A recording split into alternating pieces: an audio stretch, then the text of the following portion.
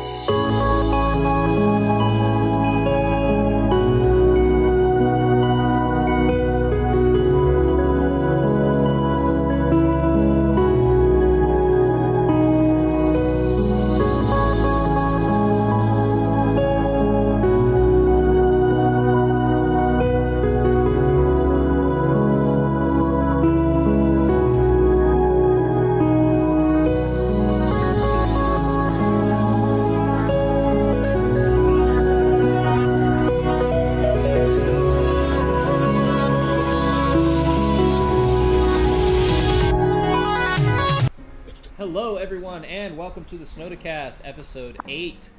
I'm your host, BlackShat56, and I am joined by the lovely Faye. Hello. I am also joined by a relative old friend at this point that has not been on the podcast for quite a while, and I'm going to constantly rib him about it, Teddy. Hi. Of course, we're also joined by Joe, yet again. You guys, I'm going home. You're already home, and fuck you. And, of course, we also have Gallows joining us yet again. Alright, and this can't be any regular old podcast without going into weekly updates, so I'm going to ask this age-old question. How's everybody's week? Faye, we're going to go ahead and start with you, then we're going to go to Joe, Jacob, and then Gallows, and then me. We're going to go clockwise. So this week has been amazing.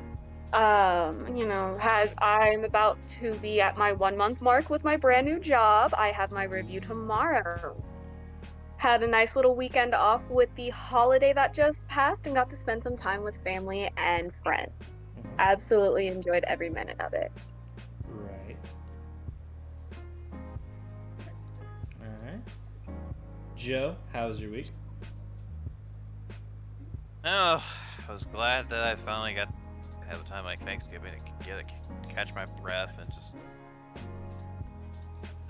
have a quiet mind. And basically, also just remembered that this week I also watched this post-COVID special of South Park. I've been meaning to watch that. I forgot that was there. That's on my watch list. You'll die laughing. It's that funny. Oh, I'm sure I will. I loved the vaccination special and the COVID special. Those were pretty funny. Yep. And also, like, I'm hoping to meet a certain girl soon. That's good. Oh. Well, okay, already met her, like, the karaoke bar thing I talked about, but I didn't really socialize with them at all because I was just like, right. I'm kind of a bit of a stickler of meeting new people sometimes. A bit of a stickler. Joe, you don't know yourself. Okay, with me and you, when you and you met, that was different. You actually, I gave you credit where credit's due. You dove right into it, mostly because you heard our nerdy conversation. So I give you credit where credit's due. I was like, he's a nerd, I'm a nerd. This is gonna go great. Yeah. And we're probably gonna grow up to be eventually two lifelong friends that are dipshits. There's quite a few people in here I could see being lifelong friends. But yeah. Yeah, Joe, adjust your screen just a little bit. There we go, yeah. I could only do so much because my iPad is bulky. Yeah. I'm just saying, like, don't have it to where it's like, where this is all we see. Like, this is... Yeah, you guys it's just cutting off your forehead. Receding hairline. Anyways, Teddy, how was your week? Fantastic. Got to spend time with my love. She's absolutely amazing and beautiful. Finally got her to watch The Crow, the first one. Got some plans planned out for another little thing. Very excited about that. Other than that, same old, same old. Fair enough. It's great to have you back, my friend. Hey, no receding hairline. That's always a good thing. No receding hairline on my end either. So. He looks amazing with the haircut. Yeah. All right, Gallows. How was your week? It's been good. Thanksgiving was okay. A little family drama for a moment, but it doesn't have it. It's 100% fair. It's my girlfriend's birthday, so I'm spending time with her. Absolutely. Yeah, you gotta spend time with the significant others. But other than that, it's been a pretty good week. Really, not really much stress. So yeah. Well, I had no school this week, so that kind of helped out a little bit. I had a pretty decent Thanksgiving. I got to go to Cracker Barrel with my nephew and my mom and dad, so that was nice. And then I got to see my great aunt, and that's always good. I don't get to see her very often, more than once a year or so. And then from there, just kind of been chilling. And then to any of our viewers, either right now or post live, I will say I'm sorry that we didn't have anything going on last night. That is mostly because my power kept going on and off, and I just didn't want to risk having my power shut off immediately in the middle of a podcast. And at that point I was also pretty tired, so that's why we pushed it to earlier today, as well as this is also kind of a test to see if this does any better than Saturday, but right now it's doing about the same, so we might keep it as Saturday, which Allie will be very happy to hear about that. She's actually got our schedule shifted to where she can come on every other Saturday. Says the one person who's only been on here maybe 3 times. Okay, hush, mister. Okay, I got distracted with other plans. And I wasn't the only one. Blame my boyfriend. Hey, here's the thing. I'm not getting on to you. Okay, fuck it, I am. I am getting on to you, but I don't necessarily... it's not that I don't understand.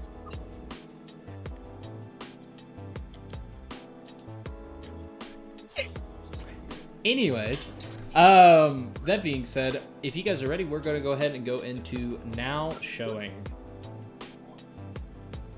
Alright, so showing this week we have, of course, our lovely animation. And showing this week we are going to be talking about Resident Evil, Welcome to Raccoon City, and Encanto, the newest Disney film. I gotta watch the latter. I gotta see both of these. I haven't seen either of them yet. When does the other one come out? They're both out this weekend, Joe. So on Disney Plus? No, it's specifically in theaters. I'm sure they will eventually release it on Disney Plus, but I think this one was an exclusive to theater. But Encanto is exclusively in theaters at the moment, but they're projecting to put it on Disney Plus either right before Christmas or right after. I saw 2 different dates when I was looking it up, so I can't quite tell you exactly, but for now it's only in theaters. Okay, well that's fine. Then that means we'll just have to wait a few weeks until it comes out on Disney Plus. But that being said, I don't plan on seeing either of these in theaters. I mean, don't get me wrong, Disney is not going to suffer without my one ticket to go see fucking Encanto. But it's not that I don't want to see it. I do want to see it. Unlike our other film that we get to talk about, Resident Evil Welcome to Raccoon City. I have not heard good things. I have no intentions of seeing this. But I'm going to go ahead and let my lovely panel here talk about that for a little bit. Yeah, I haven't heard any good things about Raccoon City at all. I don't want to watch it. The hotels are terrible. The staffs are all dead. Yeah. Go ahead, guys. The trailer itself sucked. Only cool. The trailer itself sucked, so I was just hesitant to go watch it. But now that you guys say that there's been nothing but bad reviews about it, there's no point in me to go watch it then. I will say this. I'm not gonna watch I it. actually enjoyed the trailer. The trailer was campy enough, and it gave me a good enough vibe. I was like, okay, cool. So we're getting to see a lot of these iconic things. And then it took me a while to think about it. I'm like, wait, they're adapting 1 and 2 into one movie? That's not a good thing. Yep, and that's kind of where a lot of critics kind of called them out on. Yeah. From what I saw, looking at the reviews, and like it should. A lot that I saw as well was like, oh, it's bland. It's not Resident Evil anymore. It's just, what is this? Yeah. No, I get that. 100% I do. So, yeah, you know, that's kind of irritating, but, you know. I actually had high hopes for this movie. I thought it was going to be, because they said they were finally sticking to the games a little better, which means here in the next, like, 3 or 4 years, we're going to get another reboot, which is fine. I don't mind another reboot. I'm just saying get the right people on it and desperately try to stick to the first game. If you're going to skip the first game, though, go ahead and just do an adaptation of the second game. Because the first and the second game, from what I remember, take place around the same time. Which I guess is where they kind of thought that they could adapt 1 and 2 into one movie. But then we have Rebel joining us. Hey, Rebel! Have The Rock play Mr. X. Yeah, that would have been interesting, actually. But yeah, Rebel, you're actually relatively early into this. We're talking about now showing, so we have Resident Evil, Welcome to Raccoon City, and Encanto are out this week, the new Disney movie. We're currently talking about Resident Evil, Welcome to Raccoon City. You have any thoughts? I love the Resident Evil series, so I have high hopes for this fucking movie. I'm going to tell you right now, you're going to be disappointed. Why? Everybody's ripping this thing apart. They're ripping it a brand new asshole. But here's what I will tell you why. From what I've been told, there's 3 reasons why. Reason number 1, it follows the games too closely and not closely enough at the same time. Reason number 2, they're adapting the first and the second game all into one movie. And then reason number 3, said movie is below 2 hours long. So. Yeah, but Resident Evil will be less than 2 hours. Nope. 3 minimum. Alright. Yeah. Well, especially if you're adapting 2 of the games. Like, the only real reason why I think they could have, like, come to the thought process of, oh yeah, let's adapt 1 and 2 into the same movie, is they take place around relatively the same time. If I remember correctly, I think 1 and 2 take place pretty close together. I think so, yeah. Yeah, I think it's like maybe a span of a few hours. So my whole thing is like, I think honestly Resident Evil, if you're gonna do it live action, I think personally go the route of a Netflix show. First season, first game. Second season, second game. So on and so forth. And that way you have like 10 to 12 episodes to do everything you want, and you get it relatively to a T on accuracy of the game. That would be nice, but do you think they're gonna think that way? No, not really. No. I mean, they kind of did it with Cowboy Bebop, and now they're wanting to do this. They're wanting to do the movie, which I will bring that up in movie talks. I'll talk about that because I finally finished it. And I have my thoughts. But yeah. Anyways, any more thoughts, comments, concerns on Resident Evil: Welcome to Raccoon City?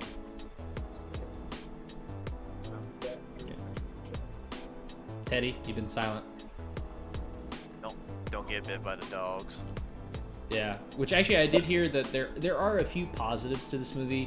They do get the dogs down really well, like by species and everything. The liquors look pretty accurate, and then there's some really accurate set design. Like they ripped the mansion straight from the game. They ripped RPD straight from the game. So that's kind of cool. Hey, guess how much I got this for? How much? Yes. $55. A lot lower. You lucky. I got it for $1. How? Excuse. How did you get that for $1? I got this brand new out of the box from the vape store for $1. Did it come How? defective? Nope. Wait, what is that? It's a They were vape having pen. a Black. They were having a Black Friday deal, and me and my wife went up there, and with the first 5 people in line, got a card from the vapory saying that any size or like any mod and tank you want, as long as it wasn't a complete mod. Because if it was a complete mod, you just get the mod and the batteries and shit, right? But if you just chose the body, you could choose a tank along with it. So I chose the Zeus X tank with the Arc, and I got all of this for $1. And then I got my juice also for $1. I'm mad at you now.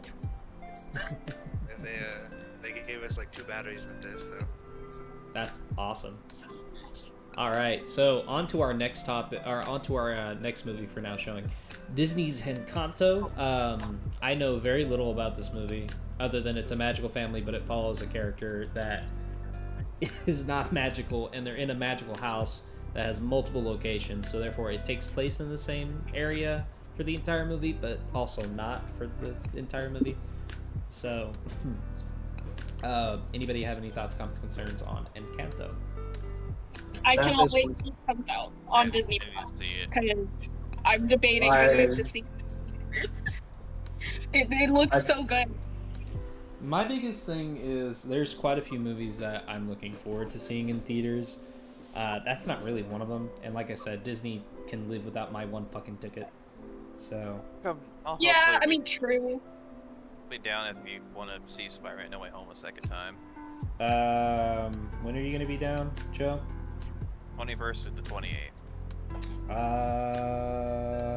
Actually, if you'd rather, I can't wait for the movie to come to Disney Plus. I think I might. If go, you'd I might rather- watch it on there. would you rather go Saying see I'll be- Matrix Resurrections or Kingsman? Matrix. Because I'm gonna watch I Matrix on HBO Max. I'll watch Matrix because honestly, The Kingsman. This is the prequel to the Kingsman movies. I'm wanting to I go haven't see watched- that. And more likely, I since my haven't girlfriend watched, said no, I we haven't don't watched have. any Kingsman movies, so but Sorry, my wife said that she didn't want to watch it in theaters. We're gonna go watch it I'm gonna watch it on Disney Plus. What, Encanto? Matrix because Keanu Yeah. fucking Reeves. And also, I haven't watched any of the Kingsman movies yet, so I don't know. Buddy, I have them both on Vudu, and you have my Vudu login. At least if you don't, you should. Nah, I'll just wait. Good. I will Only I will get- make you watch them. They're only 2 hours each. It's fine. They go by like All right, well, instantaneous. we're gonna These we're are gonna really have to good, so figure I'm out excited to see the new one. when I get down there. We're gonna have to figure out what days I'd be able to do that because around Christmas. No. Eve and You're gonna Christmas- watch it on your own time, and then you'll have enough to watch Kingsman. Now, I will probably try to go see that with my girlfriend, most likely. But from there, I don't know. Spider-Man No Way Home, I might go see with her. I don't know. I think I get paid. Let's see, I get paid 1, 2. I get paid like the week after Christmas, so I might go see Spider-Man No Way Home and then wait a week to go see Kingsman.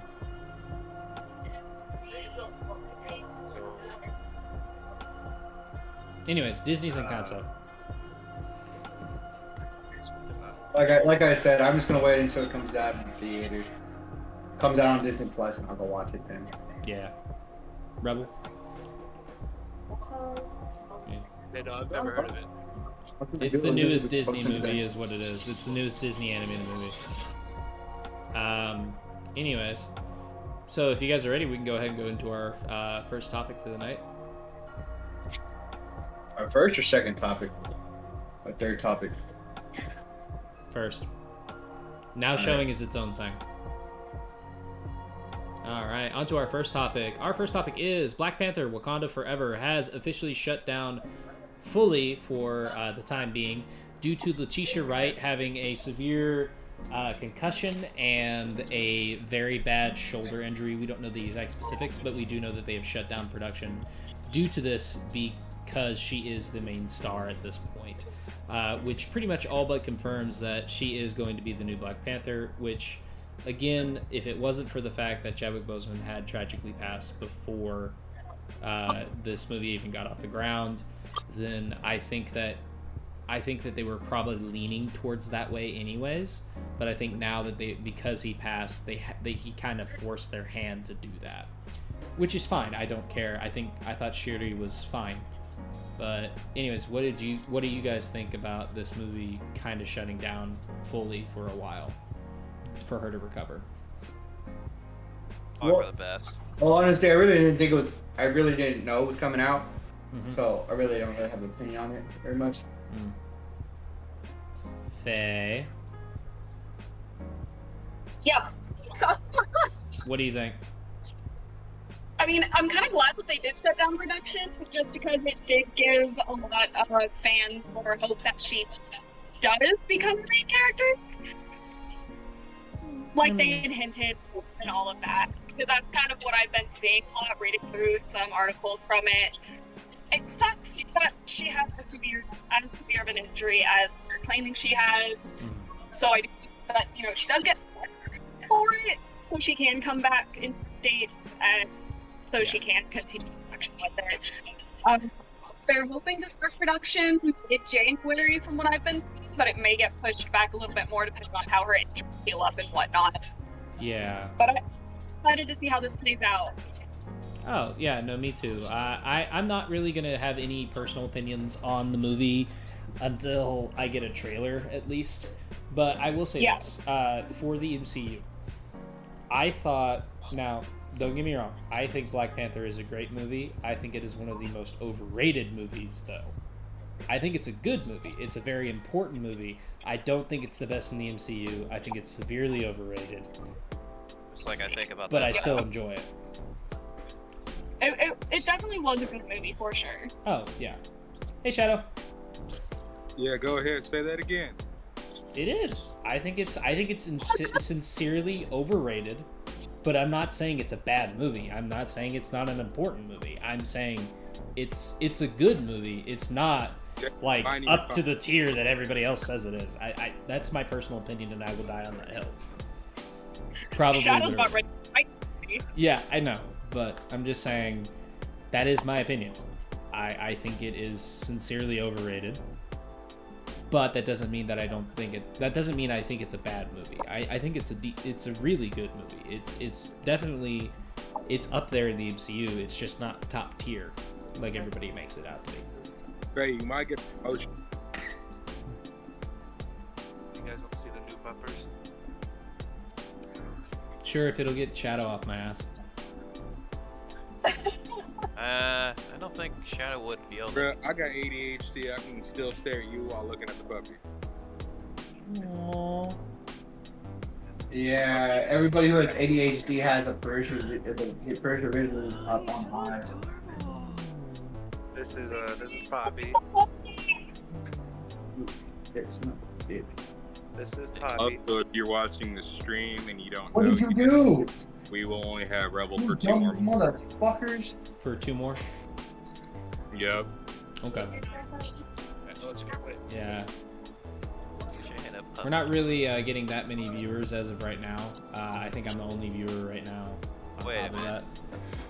I'm So- confused Chime here. in when I How go to does- Korea. Rebel, excuse me for saying this, but how the fuck do you have a cup from Chick-fil-A right there and it's Sunday? Because it's from Saturday.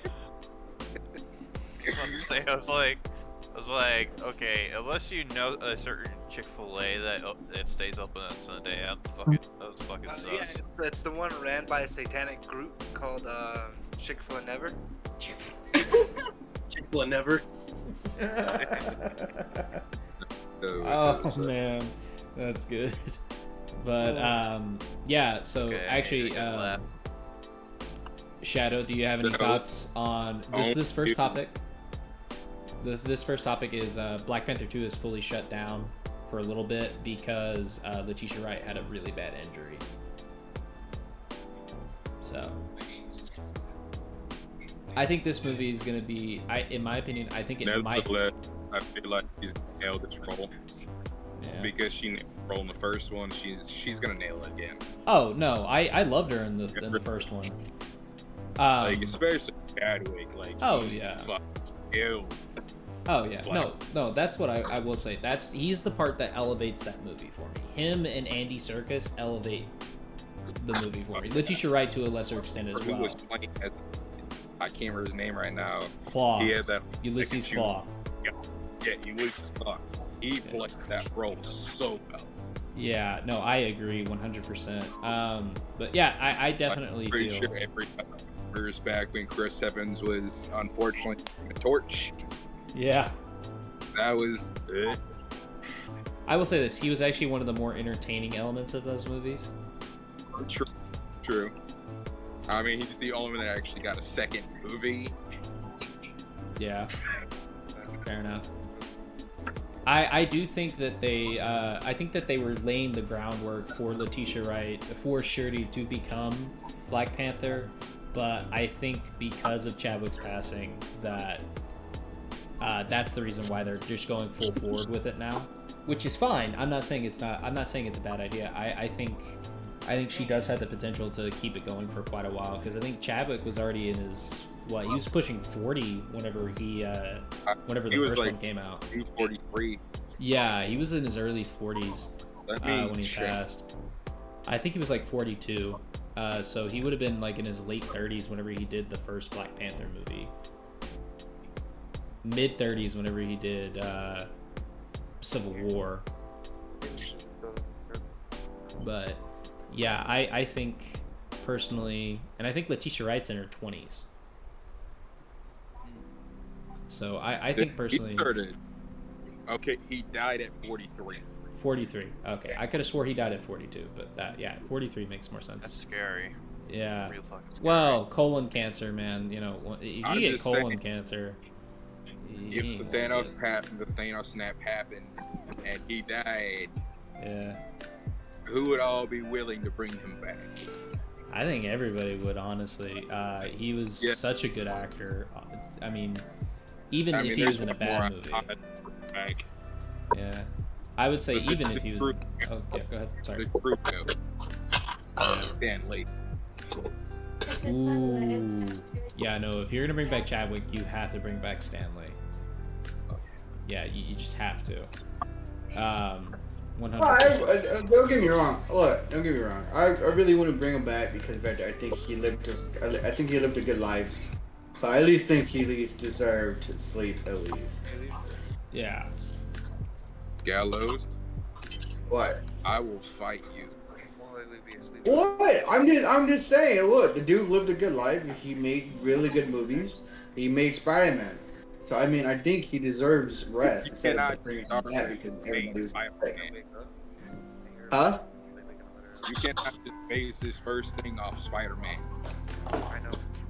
It's not even that. He was a good actor in all the movies he played in. And the dude deserves some rest at least. You know? Anybody else watch the original Avengers way back in like the 60s? I've seen clips from it. Yeah. Oh, dude, I wasn't even born. It's cringe. It's cringy, but it's still good. Yeah, it's decent. It's kind of like the original Incredible Hulk show. It's cringy as shit, but it's pretty decent. Pregnant did Still had the muscles for playing yeah. Hulk. Yeah. But I will say this. Rest in peace, Chadwick Boseman. You were gone way too soon. And hopefully I hope this movie does really well. I hope it doesn't end up being a cursed production. Because I know that they said they're not going to kill off T'Challa. Which I think is the right move. Now, as to exactly how they're going to sign off his character, I don't know. I honestly really confuses hope me. they pull that whole thing they did with Paul Walker. Yeah, just kind of have him... I'd love to see for Chadwick and the end credit. Oh, 100%, yeah. No, I definitely feel it should be a for Chadwick. Or they could do what they did with Stan Lee and Captain Marvel. Because they already had that Black Panther MCU title sequence. So I think, personally, that they could do that and put that in front of Black Panther 2. I think that would be a fair assessment. Oh, yeah. Yeah, I think that would be fair. Just do that, like, do what they did with Stan Lee. Because to be perfectly honest, I think he is the first actor that has died that's been in the MCU. That wasn't at least like that was a title character. That wasn't like an extra or anything. Also, I do have something for the extra shit when we get to it. Absolutely. Just I'll be sure to let you have a chance at it. All right. Remind me of I will. Yeah, I'll remember that you had something. I don't think everybody's gonna have something, but I know that you do. All right. On to our next topic. Kelsey Grammer has actually officially said that he would love to return in the MCU as Beast, or he would love to return as Beast in the MCU. And I personally would be down for it. I mean, yeah, he's getting up there in age, but I still think he was one of the best adaptations of Beast we have ever gotten on the screen. Oh yeah. Yeah. He really intelligence, the whole charisma that Beast has. Yeah, I think so. Being big, muscly, but also really intelligent. We're missing a member. Are we? Oh, Faye. She's still It's there. okay. She's just off screen. She AFK'd. No, sorry, I'm cooking. I apologize. No, you're good. But So, yeah, flames, we know what happened. yeah, exactly. But yeah, no, I personally think it's. I think if there's going to be anybody that you're going to bring back that isn't going to be too distracting, I would say, as much as I would love Hugh Jackman and Patrick Stewart to come back as Professor X and and Wolverine respectively, I still think Kelsey Grammer is. I don't think he got enough of a chance to play Beast. So I think personally he would be a really good choice to bring him back, just to bring him in the MCU as Beast. I think he would be a perfect choice for that. Now, I still think that Bryan Cranston would make a fantastic Professor X. Now, as for Magneto, it would be confusing, but I'm telling you right now, I still think that you could age up Michael Fassbender and just bring him back, because I think he was really good as Magneto. Yeah. Yeah. There was thought about for Who's that Magneto, again? but at the same time, it's He gonna played be young Magneto. you. Fassbender. No, don't shut me down immediately. Mm-hmm. Samuel. Oh. Danny Shut Elfman. Sam For- Elliott. Oh, Sam Elliott for Magneto? I could see it. You're fucking joking. I'm not joking. Oddly enough, my Thanks. brain And that- hurts thinking about it, but I can see it. Sam Elliott was like for Magneto. Be like, And honestly, I really think pain, fucking really pains killed. me to do this, Charles. Really pains me to do this, Charles. The dude who wants to become Beast again. I think you think that it would be good, but I think they should stick with the other actor for right now. Yeah. And because we have quotes from Sam Elliott like, "Show me a tit on the almond." Okay. I can see it. Now, I take your Sam Elliott as Magneto, and I offer you Clint Eastwood as Magneto. Oh fuck! Eastwood as Magneto. Yes. That'll be entertaining to see, bro. The worst case scenario, they have Mel Gibson. Actually, Mel Gibson would be a good idea, honestly. I think he plays a villain really well.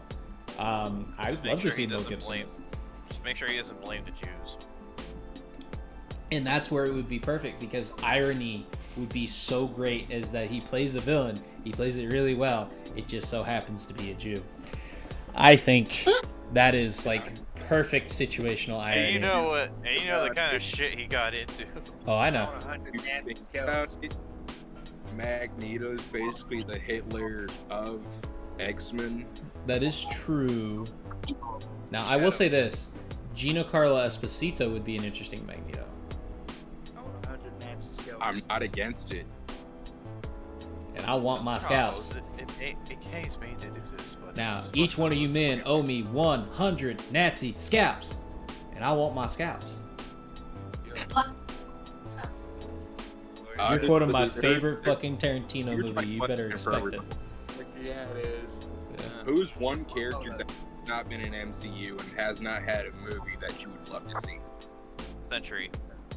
Change my mind. Sentry's a good one. Nova Corps. Nova, I think, would be a really good one. And I think he is getting a movie, though. I would love to see Nova get a movie. Sam Alexander. Honestly, I don't know. Honestly. What's another I think one? Gambit. I think Gambit would get a good MC. Yes. So I see your Sentry, and I raise you a Damien Hellstrom. I raise you to Predator. They'd have to they'd have to probably Okay. censor him. Okay. Not literally. Correct me if I'm wrong. Nightcrawler, but you bring back Alan Cummings. A solo Nightcrawler movie with Alan Cummings. Solo Was he Nightcrawler Nightcrawler in movie. X-Men 2? Yes. Yeah. And he was fantastic. He was- I You personally know what? think. Never mind, because he was in the MCU for a while, Gambit, because then I just realized he played in Origins Wolverine. That's not the MCU, buddy. That's just Marvel movies. But I would Foxverse. definitely. Yeah, that's the Foxverse, and honestly, I was gonna the say, the less we say about that movie, the better. So I was gonna say Spawn, then I realized he was part of DC, and he already had a movie. Who? Yeah, Spawn? Yeah, Spawn is technically DC, and he's getting another movie. Yeah, Spawn, but he did it really well. Jamie Foxx is going to be playing the new Spawn. Seriously? Mm-hmm. Okay. I don't know And if Todd he could McFarlane bring is him in. attached. I think Todd Like, McFarlane Jamie is either. Foxx, don't give me wrong. Yeah. I don't know if he had Spawn level energy. I think Jamie Foxx. Here's the thing. I say give him a shot as this version of Electro in Spider-Man: No Way Home. I think he would be a decent. I think if he can pull off that menacingly, then I think he's got a shot at Spawn. Because the biggest thing about Spawn is the menacing factor. Yeah. That is the biggest thing As about Spawn. somebody who had like a million Spawn collectibles, that Don't get me wrong. unfortunately got because Keith my mother David, did. absolute 100% my favorite Spawn. I will never deny that. You ready for But I'm saying it now, Disney. If you're watching this, bring back gargoyles. yes. I only watched that. And you know when I was what? a kid. Make the Nostalgia Critics freaking skit worth it. Have Kanye West play Goliath. You ran fast.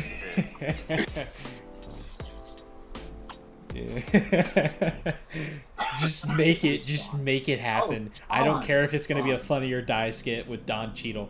Just make it happen. Okay, Oh, you're trying to now remember here's this my song thing. is- Who do you think? And this is gonna be my last This is gonna be my last thing, and then we'll go on to our next topic. Who do you think? What Marvel character do you think Nicolas Cage can pull off? Himself. Nicolas Doesn't Cage? Nicolas Cage. I don't What know. Marvel character would you like to see Nicolas Cage play? And I think can't it would answer work that well. without memeing so hard.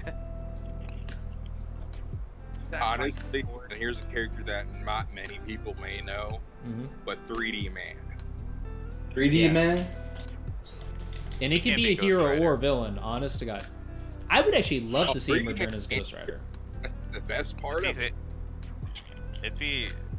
It's like Agents of Shield had him and it had Johnny Blaze and then Ronnie Reyes. They didn't even have Johnny Blaze in Agents of S.H.I.E.L.D. It was always Jaime Reyes. Or not. No, Robbie they did. They introduced Reyes. Johnny Blade when he was giving Reyes Robbie. his power. Ah. When he was giving Robbie his power. But that's it. That's the only time. You Blade do was realize inside the that movie. Agents of S.H.I.E.L.D. takes place in its own separate universe, right? Like, it does not. Does it's it? not MCU. The first Yeah, couple- literally. Didn't Johnny actually give Robbie his powers in the The first first place? couple of seasons were actually started with the Hydra being Yeah. And First then season Comics were stuff? went on its own thing. line, and Just then Inhumans kind of just like Okay. Inhumans, we will never talk about. Don't get me wrong. I would love to see a proper adaptation of Inhumans. I don't think it's ever going to happen again. Not in our lifetime. I don't think that's going to happen just because of how badly Inhumans was. costumes and Okay, I will say this. Set design wise, Gotcha. they got Inhumans down to a T. Just Beyond the that character form. is ass. Now, I will say this. I personally think 3D Man is a good choice for Nicolas Cage. It's an obscure enough character that I think personally it could work. Just have Molecule Man. The best part is 3D Man is actually identified as an anti-hero. Disney, get him his own fucking series. Get Nicolas Cage signed on. We know he needs the money. Just do it. I also forgot to mention I watched most of the first 2 episodes of Hawkeye. We're not getting to that just yet, but we will. All right. Okay, so on to our next topic. And I know Teddy is going to be oh so excited. So, even though this project is sadly no longer in effect, Jason Momoa was originally signed on to play The Crow, and we have officially, as of late, gotten his screen test with makeup and everything else. And personally, I think it would have been awesome to see Jason Momoa play The Crow, but he has left due to creative differences, and now the original director that was on there as well, he has left for the same reason. So this movie does not seem to be getting off the ground anytime soon, and I am sad to hear this, but I'm gonna let Teddy take over. Well, as far as I know, doing some little research, Hardy still wants it to happen. Tom He Hardy? still wants it to happen. Corin Hardy? Oh, the director. Yeah, okay, yeah. He still wants to make it happen, but he doesn't know when, obviously. Right. But from someone who absolutely loves The Crow, I love the first one. Second one was just confusing. Third one was an okay. Fourth one, I just don't like at all. There was 4 Crows? What? Yeah, there's 4 Crow movies, yeah. So there's I've only seen 2. I've never know there was 2 others. So there's The Crow. There's Crow City of The Angels. Crow City of Angels, The Crow Salvation, and then Crow Wicked Prayer. I don't really recommend watching Wicked Prayer. I didn't even know Wicked Prayer exists. Well, I only you knew need to Salvation and watch City of first. Angels. And that's all I'm gonna say. Is the only one you need to see is the first one. Yes. Yeah, I've seen the first one. Yeah. I've seen the first one. I just never knew there was 2 others. I didn't know there was 2 other movies besides the first 2 that came out. Yeah, I think City of Angels was a direct-to-DVD, wasn't it? Yeah. Yeah. That's bad. Well, there's actually plenty of direct-to-DVD movies that are actually not god-awful. It's just the vast majority are terrible. That's the thing is, it barely made enough to pay for the movie. Yeah. That explains a lot. But anyways, I still think Jason Momoa would have been a fantastic choice. Now, there are still some castings that have been thrown about, like Tom Hiddleston. I think he would be an interesting choice as the Crow. It seems like he's too nice a guy to be the Crow, though. So does Jason Momoa. Just Jason Momoa portrays a badass really well. Now, Yeah, I the personally... thing is, Samoa has played evil characters. That's and true. he's played those well. I'd That say is he'd be true. perfect I one day haven't for seen him. a... Thrones, but he was kind of a dick in Baywatch. Yes, I am going that far back, people. You actually watched that train wreck? The movie? The movie's not that bad. I found it entertaining. I'm just kidding. I hated I it. found it funny. I found it funny. I found the movie funny. I thought it I didn't was watch hilarious, it. yeah. Clips. I would only thought it watch was it just funny. to see Alexandra Daddario. Also, I will say I'm this. talking It's annoying that Baywatch, they the killed show, Oh, the show. before Noah got the strength that he has now. Oh, right. The show He opened was on a with 90... It was a 90s reboot of Baywatch, wasn't it? Oh shit. Oh, yeah. That was like all the way before freaking... He even did Back when- Stargate Atlantis. Yeah. Wow. If we ever get a new movie having to do with a Big Lebowski, Jason Momoa can just play a younger version of the dude. No. I can't see Jason Momoa playing a younger version of the dude. I could see... That'd be funny. It would just be funny because he could be easily. Also, here's Yeah. another thing, Disney. Give us an actual Howard the Duck movie. We need Yeah. it. Bro, It needs Have to Seth happen. Rogen voice him. I would Or like not to Seth watch. Rogen, I would Seth love to Green. watch it. Yes, Have Seth Green. Green. No, it's Seth I would- Green. Yeah, Seth I Green would voices love him. I Seth personally Green. think, yeah. Now, here's the thing. I don't think you replace can him get now. anybody. There's only 2 choices out of their directors that they have that I could see working with a Howard the Duck movie and making it at least entertaining. Taika Waititi or James Gunn. Actually, it would be overrated. I would also like to see some like brain, Teddy. Say it one more time, Shadow. You kind of cut out there. With the way Howard the Duck is, I would love to see, like, not say let's bring him onto the movie, but I would love to see some aspects of Michael Bay.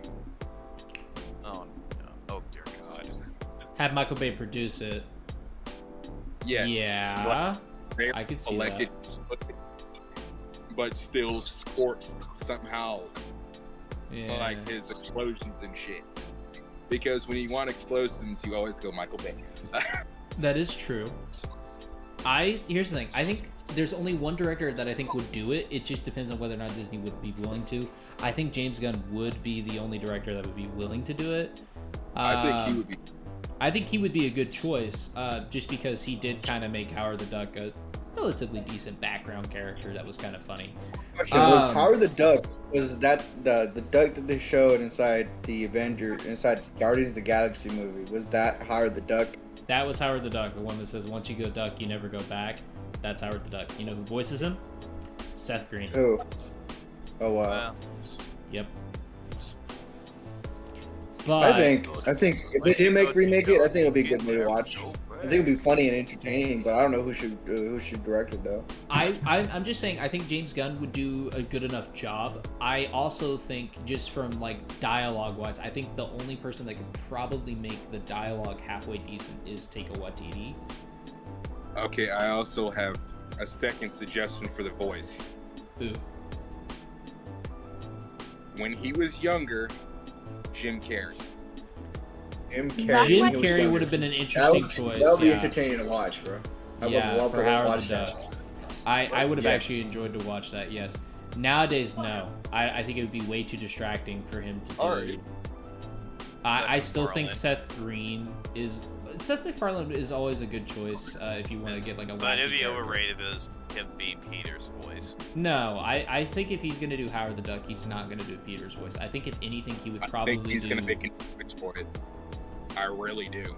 I will say this: if Seth MacFarlane did it, I think the closest we would get to it is it'd be like a hybridization of Stan, Stewie, and Roger mashed together.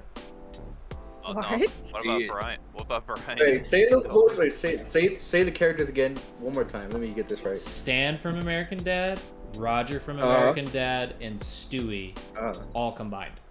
Like the mannerisms of Roger and Stewie with the voice, like the deepness of the voice of Stan, and then you have the kind of accent of Roger. That just hurts my head. It hurts my head That too. really does. No, I get I'm it. trying to think about it. If Seth MacFarlane was to I don't do think it, it worked. I'm just saying, I don't if think Seth it would work. MacFarlane was to do it, that would be an interesting enough choice.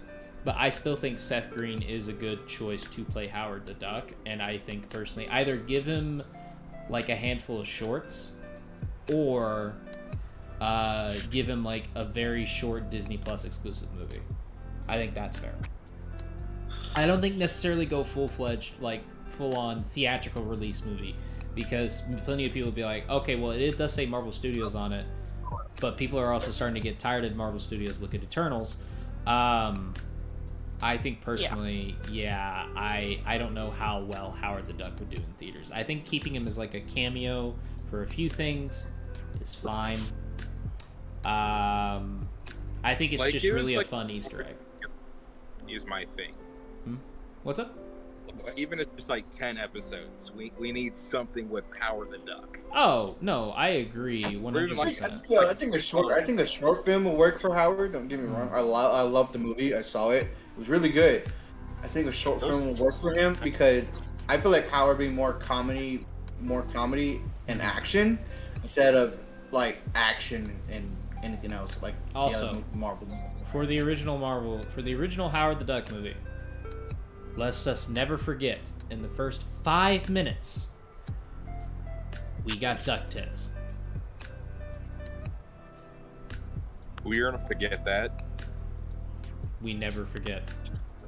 We will never forget the fact that someone also made a song about the duck tits, and they did it to the beat of DuckTales. Duck tits, ooh, da da da da. I'm trying to get my work. Face just like, nope, I'm done. Make it trend on YouTube. Oh my for god, Howard the yeah. Duck. That was a real thing, by the way. Like in the original movie, figured you it. got duck tits for like a split second, but you got duck tits. And that movie's rated PG. I'm talking What? like full-on nipples, everything, duck tits. And that What? movie's rated PG. It's on screen for like a grand total of 10 I seconds. swear, I thought that movie's rated PG-13, bro. I swear. No, it's I swear, rated I thought that PG. movie was You rated gotta remember, hey, you gotta remember, 80s PG. Oh. Yeah. Oh, PG had different alright. meanings if you go back Yeah. in time. Even Airplane is rated PG, and it has tits on screen for like a grand total of 10 seconds. There's literally a point in Airplane where they're like, everybody's panicking, and you just see... And then she's gone. You don't see anything else. She gets that close to the camera that you just see... I mean, I'm pretty sure Friday the 13th is also PG-13 and you see tits in that movie. No, Friday the 13th is 100% rated R. There's never been a PG-13 Friday the 13th movie. Nor has there ever been a PG-13 Nightmare on Elm Street movie. No. Also, I don't think there's ever been a PG-13 Child's Play movie either. Yeah, but I think the first one were. No, Okay. first two were rated R. Oh? Damn, I assumed the first one. I thought the first two were. It's a very PG-13. tame rated R, but it is an R nonetheless. It's because of blood and gore, right? That's the reason. why. Yes and no. It's also very suggestive themes, but it's also quite literally the language is also what got it up there too. But no, get me wrong. Yeah, the blood and gore. PG-13 horror movie. If you want PG-13 horror movies, there's Tremors. There's I thought Tremors was rated PG. Nope, it's a 13. Really?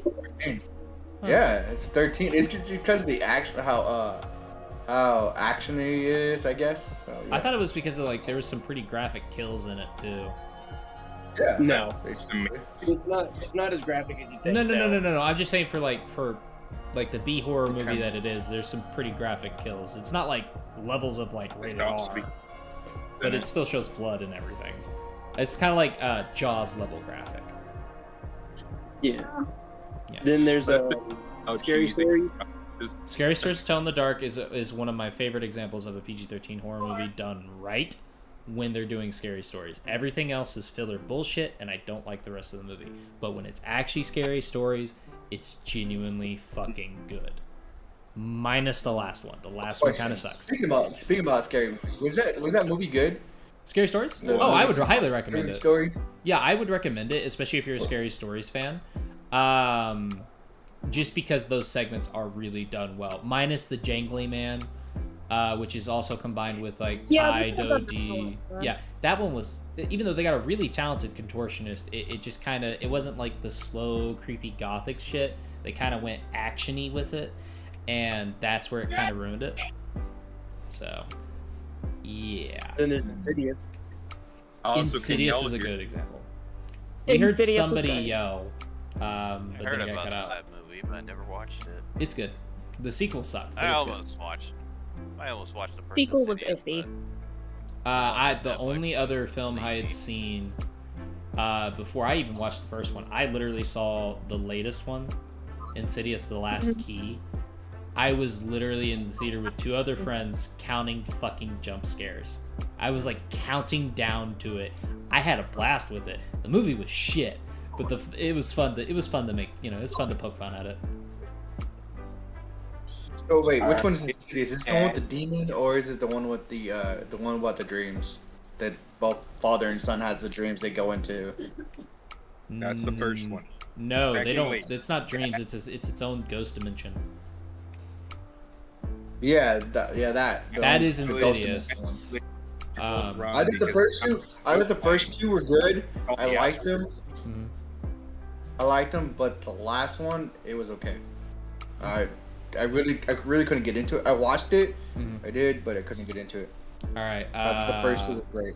Plague, are you trying to say something? No. Shadow was trying to say something. Okay, go ahead, Shadow. Firstly, I better find out soon that you watched the first ones. Yeah. I've seen the first two. I refuse to watch the third one because the third Of what? of Insidious. The third. I've been told the third and fourth. Well, I know the fourth one sucks. There was some There was like 2 moments where I was like, okay, that was cool. There was a really decent scare in the fourth one when she's looking around and you thought you saw a body, and then when she turns around, no, she doesn't see the body, but you do. You see like a shape, and then when she turns around, it's just like it's like a jacket hanging on a hanger. So that one I was like, okay, that's genuinely good. You don't reference it. There's no like loud score or anything to it. It's completely silent. I give it benefit of the doubt on that. So Yeah. I'm talking about the fourth one. I was watching The Babadook with my brother. I have tried and failed twice to watch The Babadook. My little brother. Yeah. I have not been able to watch it. I've never seen it. So yeah, there's that. The movie itself isn't scary, but my brother is very easily scared, tame when it comes to horror movies. Yeah. The only one I can't watch is The Nun. I'm still living in Iowa. The Nun is absolutely amazing. Look, I bet it is. Don't get me wrong. It's a good movie. My only point is I can't watch it because I'm not a big fond of seeing things like that. No, like scary shit like that. It creeps me out to the max. Okay, I'm gonna tell you right now, The Nun, 90% jump scares. Yes, it is, but it was still really good, especially when you watch it all together with the Conjurings, minus the third Conjuring. That one I don't even speak about anymore. But I still haven't seen it. Yeah. I know that Farmiga, like, she was American Horror Story. Sorry for season. But yeah. Anyways, Shadow, continue. During the time that we were watching the movie, we had to pause it because we needed to go to the restroom. Mm-hmm. I was the asshole to send him 4 voice clips just lowly saying "Babadook," and it made him shit the toilet.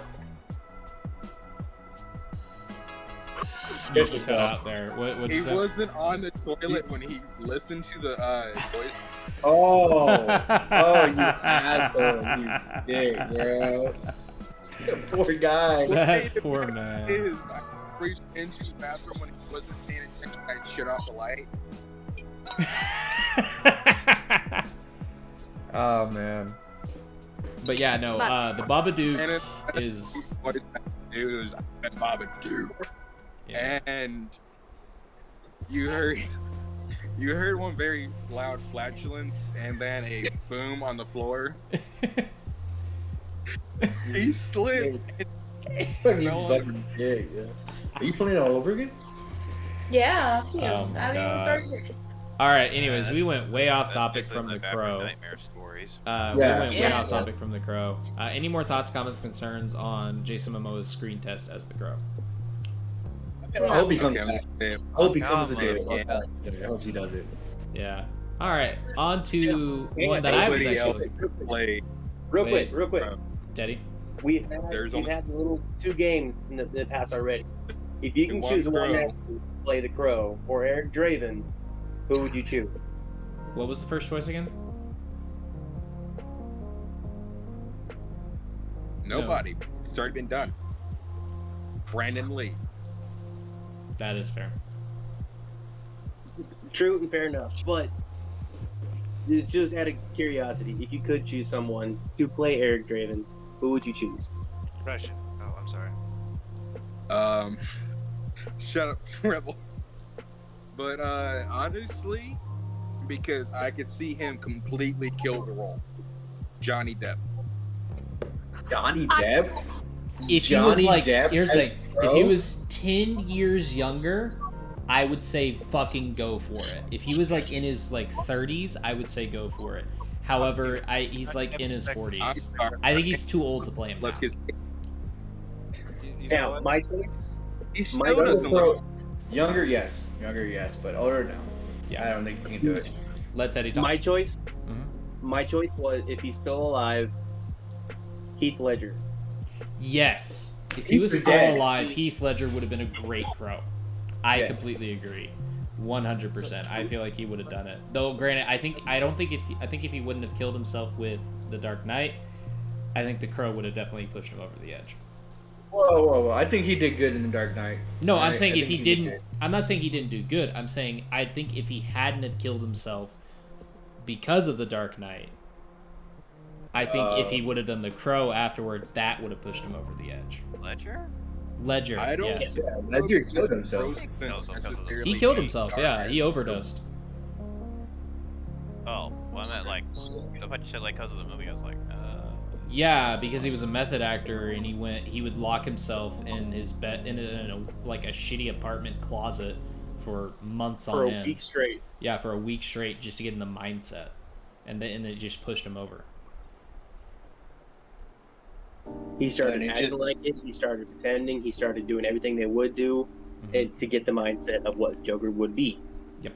That's the thing. Is Heath Ledger, when he got a role, he got into the role. Yeah. Yeah. They even say that he creeped out. He creeped out the other actors. Yeah. Well, I think he also said he creeped out Christian Bale, who is also a notorious method actor. Though, granted, when it comes to method acting with Christian Bale, usually it's like body transformation. It's not usually like getting into character as bad as like. Yeah. Yeah. But Heath Ledger was one of the big people who would literally. When he got a role, he would, yeah. That character. Oh, yeah. No, 100%. Like, even back with, what was that Night movie he did? Knight's Tale, yeah.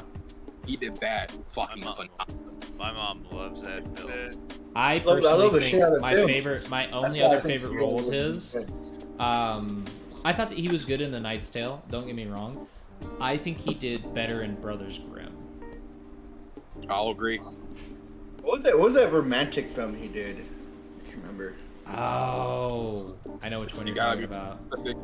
He did a lot of rom-coms. I know he did a lot of rom-coms. Yeah. Oh, they Paul Rudd. Paul Rudd still kind of does rom-coms in a way. Okay, there's one more I could see plays the Crow. Who? Tim Allen.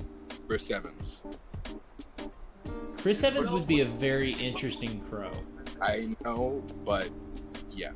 I could see him pulling it off. Yeah, for sure. Actually, honestly, to be perfectly honest, if Robert Downey Jr.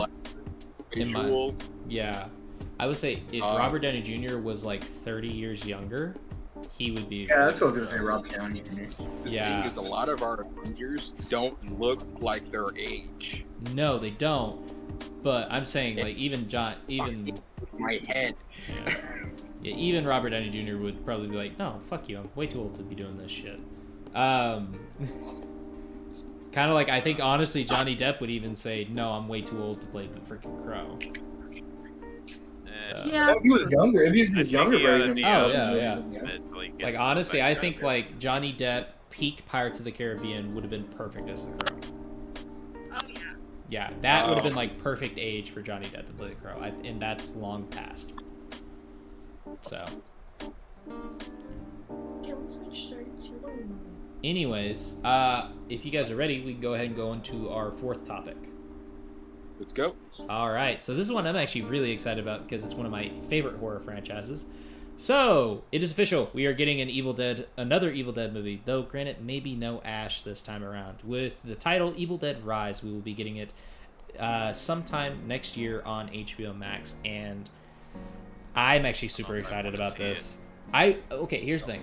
They're saying it's going to be a heroine going against the evil this time, which, granted, they kind of did in Evil Dead 2013, and I thought it worked. I personally love Evil Dead. I cannot get enough of Evil Dead. I hate the fact that Ash vs. Evil Dead got canceled.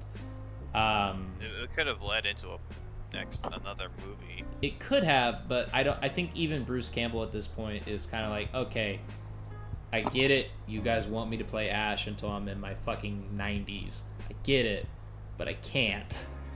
So I think at this point, Bruce Campbell is like, no, I want someone else to be the face of the franchise, and that's fine. I actually wouldn't mind another face of the franchise. My guy. I froze. Well, everybody else is frozen on mine.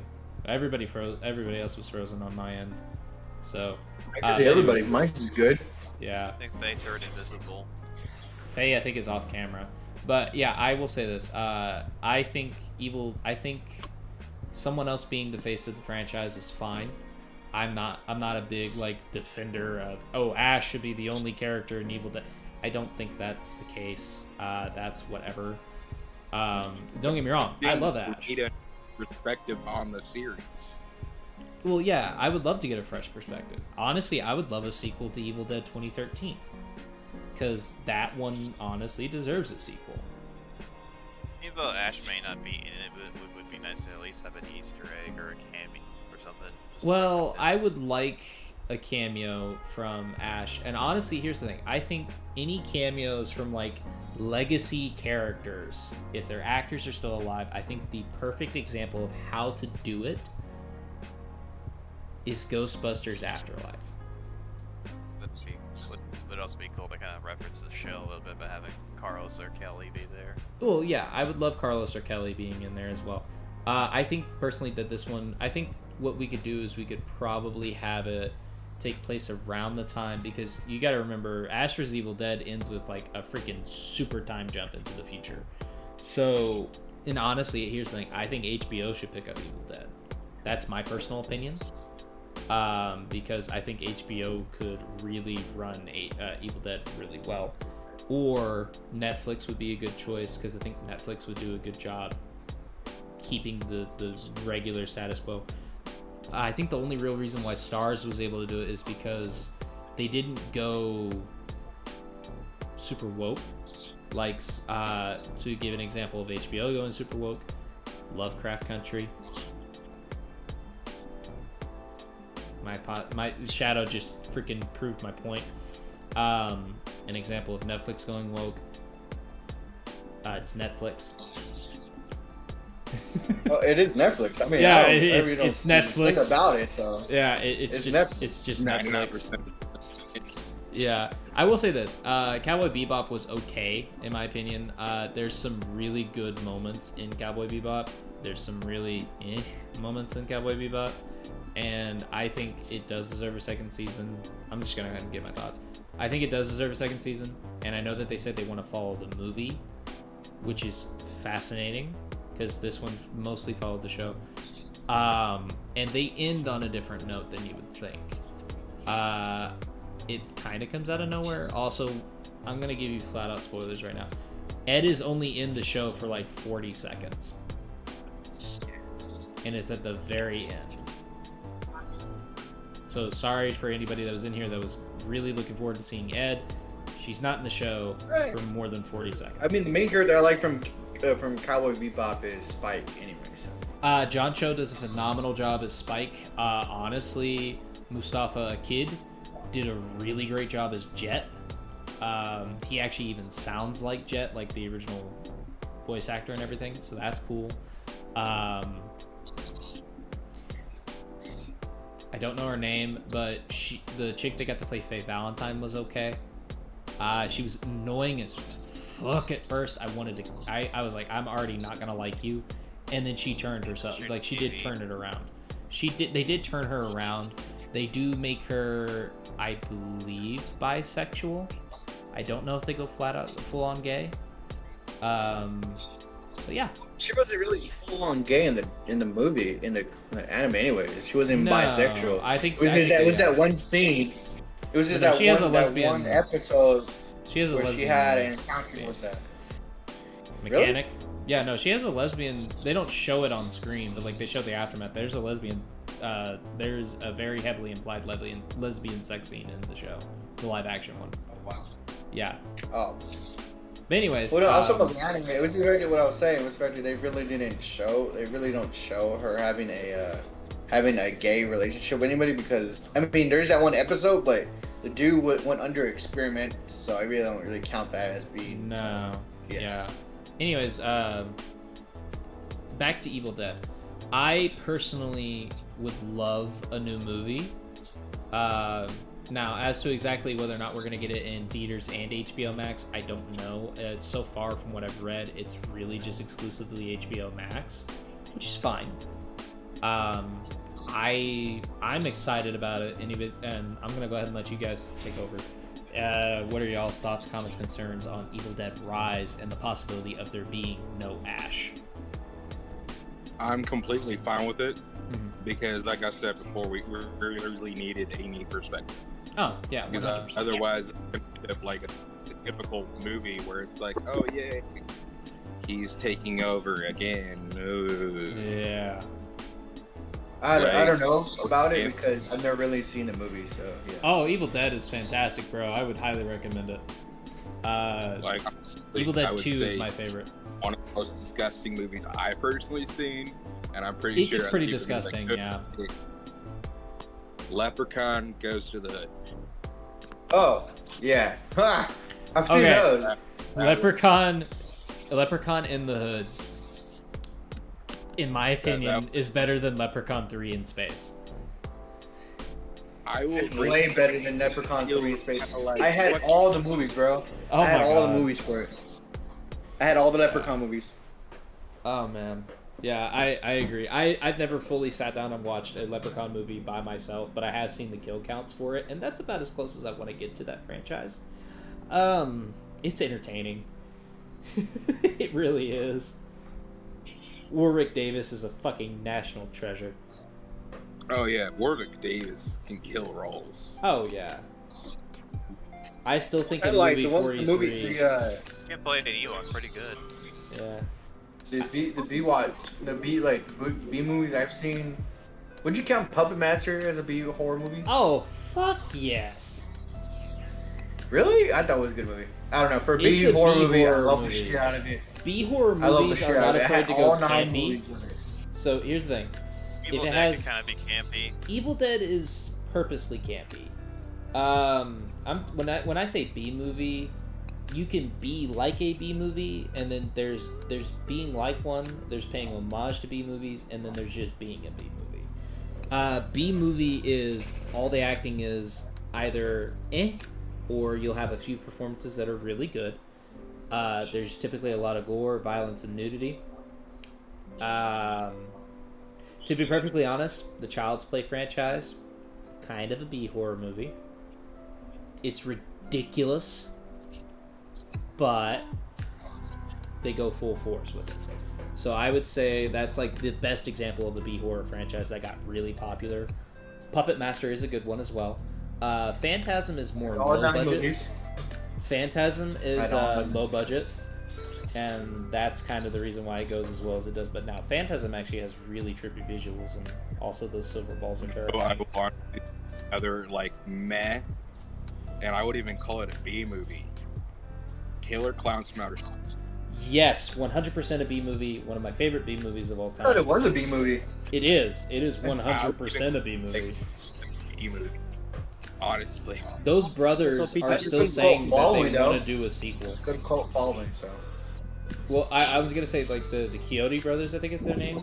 They've said that they want to do a sequel, and they're still trying to find producers for it. They're still trying to find the money and the funding for it. I would love to see a new movie with like better graphics and all that. Oh yeah, no, I honestly, but no, they're not even saying. They said either they would love to do a sequel or a reboot. Like by that they mean like a soft reboot. I'd be down for either, honestly, as well. Reboot. I think reboot will work for them perfectly. Oh yeah, no, I definitely think a reboot, because especially now, it's enough in the zeitgeist that people can look at it and they go, oh, that's Killer Clowns from Outer Space. Because honestly, that is the best fucking title I have ever fucking heard. Like, it's up there with Snakes on a Plane. On levels of title. Oh man, bro. I think that was one of, what's his name? That is a B movie. Sam Jackson. Samuel Jackson's okayest movie he's ever played in. Dude, have you ever tried to see any made-for-TV version? It is genuinely entertaining and interesting to see how they try to do the motherfucking snakes on this motherfucking plane. I'm tired of these monkey fighting snakes on this Monday to Friday plane. That's one of them. It is just so funny. Oh, wow. Yeah, it's fucking horrible. Try to bring that light in there. There can be. Even my wife was like, "That's horribly disgusting." Yeah. That's just horrible, bro. But anyways, Also, go ahead. Seeing that movie, that line was actually not scripted. Oh yeah, I knew that line was not scripted. That's 100% a Sam Jackson moment right there. And that's the thing is, if they bring it back, they have to bring Samuel in. If they're ever going to do a sequel to Snakes on a Plane, then yes, they have to bring back Samuel L. Jackson. You can't have the movie without it. Everybody else is replaceable. I don't think he'll take it. I don't think he'll take it, Nicole. I feel like he didn't really like the movie. I don't think he'll take it. And the movie tanked really bad. The only real reason why people still remember it is because it was like one of the first memes. Like that was back when YouTube was like really, really starting to rise up, and yeah, that's the real reason why people meme the fuck out of that title. Yeah, like I said, I don't think it will take the movie. No, I highly doubt that he would do it again. Oh yeah. But any more thoughts, comments, concerns on Evil Dead Rise? Oh no, really? I mean, I would like to watch it on HBO Max. Yeah. Shadow, you were saying, yeah. Perspective. Teddy, you got any thoughts, comments, concerns on Evil Dead Rise? Teddy? I'm not sure he's back. Okay. He's doing a walk around. Faye, you haven't really talked much about it. What do you think? Because honestly, we got so far off topic, my brain can't even really go back to it at the moment. Okay. It do be like that. Alright, well, on to our next topic, and I think Shadow's gonna like this one. So, yes, it is real. Yes, it is happening. We are getting a Gorillaz movie on Netflix. Yes. And I honestly am super excited about it. The lore behind this band is so fascinating. It's worth it. It would honestly be a great series too. And because it's animated, you can do so much with it. Like I've already watched all the all the backstory and everything, and I fucking love it. Especially because it has ties to the Powerpuff Girls universe, which is hilarious. Wait. Say that again. It ties to the Powerpuff universe? The Gorillaz they have tie-ins to the Powerpuff Girls. At one point, Murdoch, who is the green guy, he's the creator of the band. He was actually put in... No, Murdoch, like the green guy, he was put in prison. And then one of the greenies from the Powerpuff Girls movie ends up replacing him. I actually have to hop out real quick. I'm gonna try and come back as fast as I can. I'm sorry. No, you're good. You're 100% good. You have the... But yeah, so... Alright, so who are we talking about? Because are we talking about the gangs that there was set the show? The Gangrene Gang? Yeah. Is that what we're talking about? The Gangrene Gang? Whatever the green gang was from the movie. Well, which one though? That's the question. That was the pointy face. I forget his name. But I know that. The tall, lanky. The tall, lanky guy. Yeah. Yeah, Noodle yeah, the tall, fell in love lanky, with him. the funny ass chin. The one that Buttercup fell in love with. I think so. Yeah. No, this one apparently. This one's dating Noodle, who is the guitarist. I'm telling you, there's so much lore behind this band. It's unreal. You can actually. It took me a whole day to just learn the lore, because there's a lot of lore behind this. Is there? I didn't think so. Behind the Gorillaz? I just thought it was just bunch of random anime. That's the point. Like, so you know how that windmill gets kind of blown up in the end of the Feel Good Inc. music video? Yeah. The reason why is apparently the cops were going after one of the producers that Murdoch tricked. Which, by the way, Murdoch is a Satanist. The reason why 2D has those has no eyes is because Murdoch originally, he was like, he threw a rock at him or something and hit him in the head, and it literally caused his pupil to burst. And then he also got I hit kind of by a assumed car. that Murdoch was a Satanist because of the way he acts and how he dresses. He is a Satanist. Noodle is a robotic cyborg. Yeah. And then of course, so 2D and then after he had one pupil burst, he also had brain damage. But he was still able to do everything. And then he later on, Murdoch goes on a freaking joyride, crashes the car into the shop that 2D is working at, and the tire hits him on the head, and it causes his other pupil to burst. So then he has these two eyes, and then he has permanent brain damage, basically, to where he's completely mute, and as part of Murdoch's community service, he has to take care of 2D. So he's doing like all these tricks and shit, and then 2D flies through the fucking window, hits his head again, and then he basically flies through the window. He's fine, and then he's able to speak again. And the reason why they call him 2D is because the two dents in his head. Oh shit! Yeah. Like I said, I didn't know any of that. I always assumed that it was just one of random animated videos, and that's it. Well, and okay, so what's the story behind the big dude? The drummer, Russell. Yeah. Him. Okay, so Russell he's actually the only American of the group. Noodles from China, and Murdoch and 2D are both British. So Russell is the only American from the group. He was, I believe, I don't think they said Compton. I think they said like Brooklyn or something. But apparently he was gang affiliated. And then there was at one point where a drive-by happened. Yeah, where a drive-by happened, and apparently he was shot, but he was the only one to survive. And it turns out his body became kind of a vessel for all of his companions' souls. And so they all kind of try to fight. Like, that's why in the Clint Eastwood video, I'm not happy, I'm feeling glad, I guess. That's that video. So there's a reason why that ghost comes out of him. That's like the amalgamation of all of them. So, yeah, because his background. Yeah. So that is, and so basically what happened is after that, his mom moved him in with his aunt who lived in Britain. Or no, like his mom moved him in with his grandma who lived there, and then that's how. And then when Russell heard about that, he saw him working in the record shop. He's like, "No, I need you as my drummer." Or not Russell, sorry, Murdoch. Yeah, when Murdoch heard that, he saw Russell. He heard about his backstory. He's like, "I want you as my drummer." I heard all of them were demons. That's what I've heard. No, not all of them. None of them are demons, actually. It's just that they interact a lot with demons. Mostly because Murdoch has. If you're hearing they're demons, it's more likely you're hearing it from like conservative. You're hearing it from people who don't like them very much because of that. Yeah. The way they play. Well, they do lean into a lot of satanic imagery and stuff like that. But it's just good. Of course, fun. Fucking Murdoch. Yeah. Fucking. Have you seen how he looks? Oh yeah. Well, so that's what it is. D&D, they basically just be a couple of tiefling bards, right? I don't know. But I will say this, I'm super excited about this movie just because I love the Gorillaz. I don't love every single song they've done.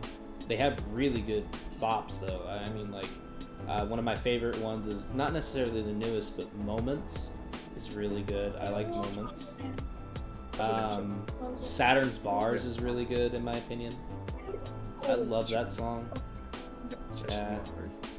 But, I mean, like, they have a lot of good songs. Plastic Beach. Clint Eastwood is one of my all-to-go favorites. Don't get me wrong, Feel Good Inc. is fantastic, but I think Clint Eastwood is the better song. Way too early. It's overly played.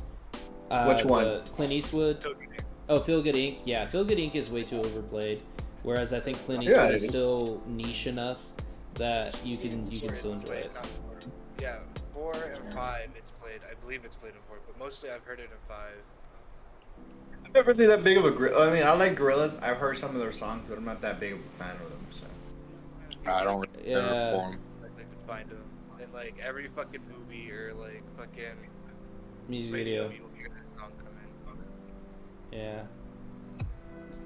But I will say this. I think that this is a smart move by Netflix, just because The Gorillaz does have enough of a fan base that this would bring people to go back to Netflix. And then on top of that, it's also smart because there's so much you can do with the Gorillaz movie. I mean, there's so much lore. You said yourself you didn't even know about the lore, but you like the Gorillaz, so like you probably would have watched that and been like, oh, I had no idea. So, you know, like I already knew about it, and there's even still some stuff that I don't know. Like I don't know the specifics, I just know like the vague detail on backstory and everything else like that. And just I'm super pumped. I would be super pumped to see a kind of forming of a band. I think it'd be good to watch too. Oh yeah, even if it's like a documentary style kind of thing, almost like a This Is Spinal Tap. I think that would be perfect for the Gorillaz. Do a This Is Spinal Tap kind of movie. Or just have them fight off a dragon. Yeah.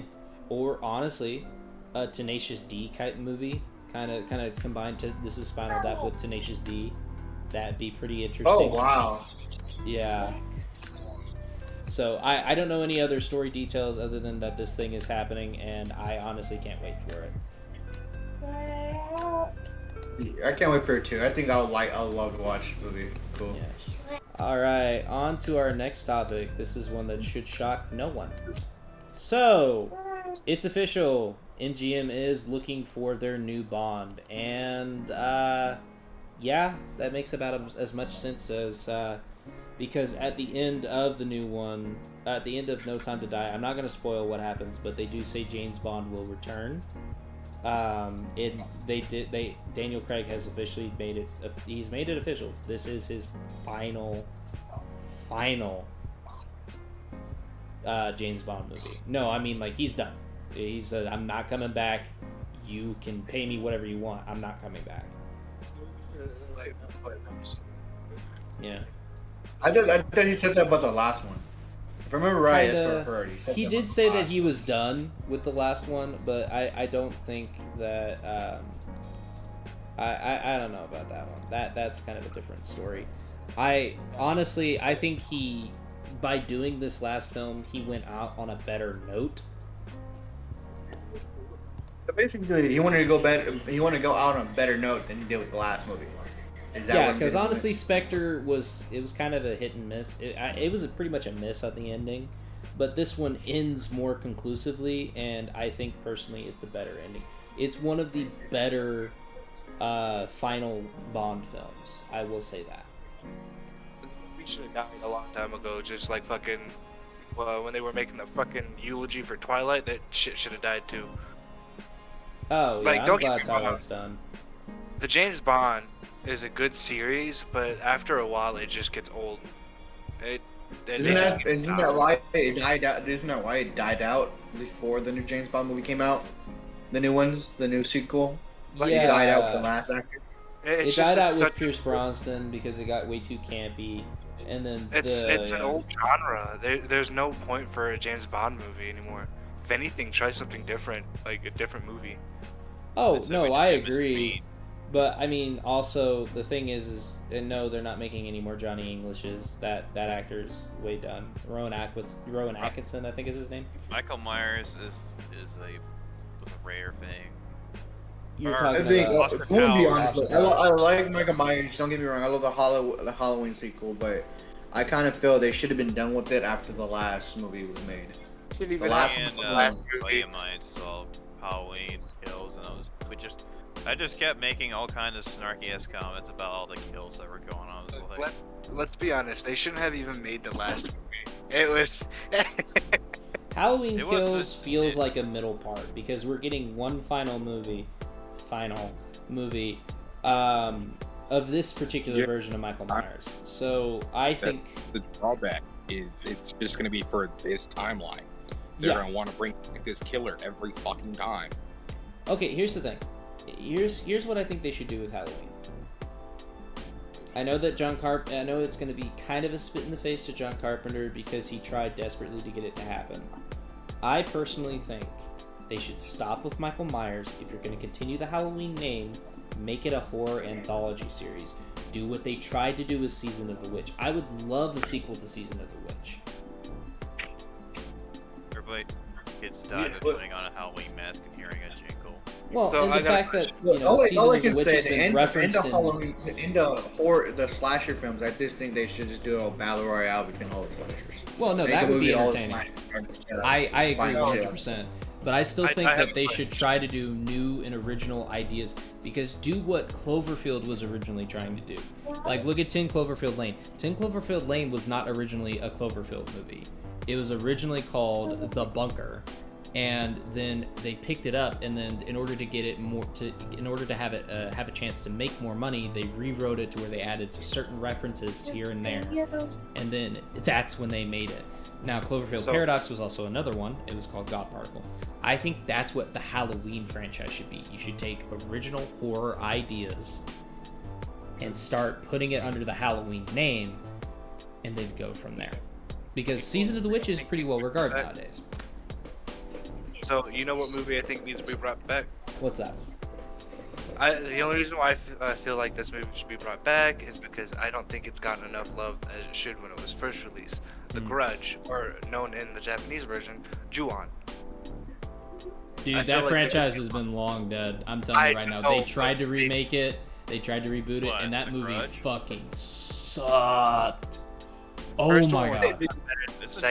The first one's good, second one sucks. Really, anything after the first movie sucks. Like, I just think they need to... You can really make a sequel. I don't think you make a sequel to Grudge. The last two sucked right after the first one. I agree with you. The only reason why is a ghost story, and how much could you do with the videotape, kind of thing? No, that's the Ring. That's Ring. Grudge is the one where they go. The Grudge is like you go into that fucking house, you die. The creepy ass boy, the pale ass boy. The story to the Grudge is if you walked into the house, you immediately got hit with a curse that you could not get rid of because she would immediately start coming for you because you walked into that sacred house. Mm-hmm. Pretty much. Right to the fucking ground. Yeah, they tried that. You watch this chick on the second one go to the top of the hospital thinking she's safe. Next thing you know, see hands, and then it pans to like the downstairs or the floor of the hospital, like the outside where the people walk, and next thing you know, here, bam. Yeah. I was like, God damn. Yeah, no, I will say this: the Ring, or no, sorry, not the Ring. The Grudge has really creative kills, but what it mostly will come down to is I personally think either reboot it. Ghostface? Oh, I'm excited for Scream 5. I'm super excited about it. I think Scream is definitely one of the more unique slasher genres because you can do so much with it. You could always switch the killer to a new face. Exactly. Like it's always copycats, and like each one is apparently getting better than the other, and it's awesome. Now, don't get me wrong. Scream 4 sucked. I was not a fan of Scream 4. It felt way too different. The only reason why I accept it as a Scream movie is because it was Wes Craven's last Scream movie. It was actually his last movie ever. It's the only reason why I respect it. Other than that, it does not feel like a Scream movie. It's with guns. Yeah. It's with guns. But that being said, we got way off topic. He was trying to talk about Michael Myers. He was talking about the actor Mike Myers, not the horror icon. He was talking about like Austin Powers. Now, I personally think Austin Powers should get another movie. Fuck yeah! I would love another Austin Powers movie. Michael Myers suffered. You all, baby. Yeah. And honestly, here's the thing: continue where the third movie left off. Because honestly, I think the third movie gets shit on way too much. It's still really funny. Gold member, yeah, gold member. Yeah. That was some of that shit was disgusting. I agree. Yes, I agree, but that's the joke. I love gold. The fucking skin. Yeah. The only problem though is the mini was gross. That's funny. The mini-me is gone, sadly. Oh yeah, he is dead, isn't he? I forgot about that. It'd be kind of the mini-me. Yeah, without mini-me's. Oh yeah. I forgot he passed away. That sucks. Yeah, it does. I think you could still do it without mini-me though, because honestly, it was kind of getting to the point where it wasn't Warwick Davis. and I'm No, not. saying No, they could just grab him. no, Well, it wouldn't fit. He doesn't look right. Honestly, the only one that would come close would be Wee Man, but even then, he still doesn't look that right. He doesn't look right enough. Was a nice little touch to it, because he's just at the moments where you're like, this doesn't make any sense, he'd pop out and be like, now it makes sense. Not as much sense, but it makes sense. Well, and the fact is like you look at the first Austin Powers. There was no Mini-Me. Mini-Me didn't come in until the second one. Second one, yeah. And don't get me wrong, he was a fan favorite. I still think the second one is the best out of the series. It is the funniest, but I laugh at all three of them. Third one was like where Dr. Evil and Austin Powers realized they were actually brothers. Yeah, and honestly, I still think you could pick it up from there. Have Scott be the freaking villain. Have him be the new villain. That would be hilarious. Was Scott just trying to get revenge on his father for being a bad father, or what? Scott was just kind of trying to get revenge on... Yeah, it was on his father, but not necessarily because he was a bad father. It was more that he just never really connected with him. And then when Mini-Me came around, then it was like, oh yeah, Scott doesn't exist. It's only Mini-Me. Did Scott die, though? No, Scott lived.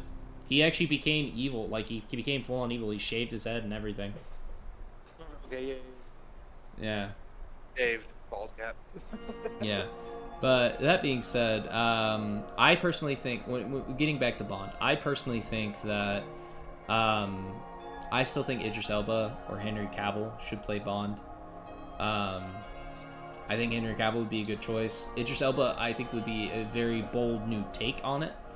But it also, in some ways, there was a comedian I saw, and he kind of brought it up. It's like, I would love Idris as the next Bond, but it'd be kind of weird to have a black guy in Scottish Wales, and it'd be like, "Oi, who the fuck are you?"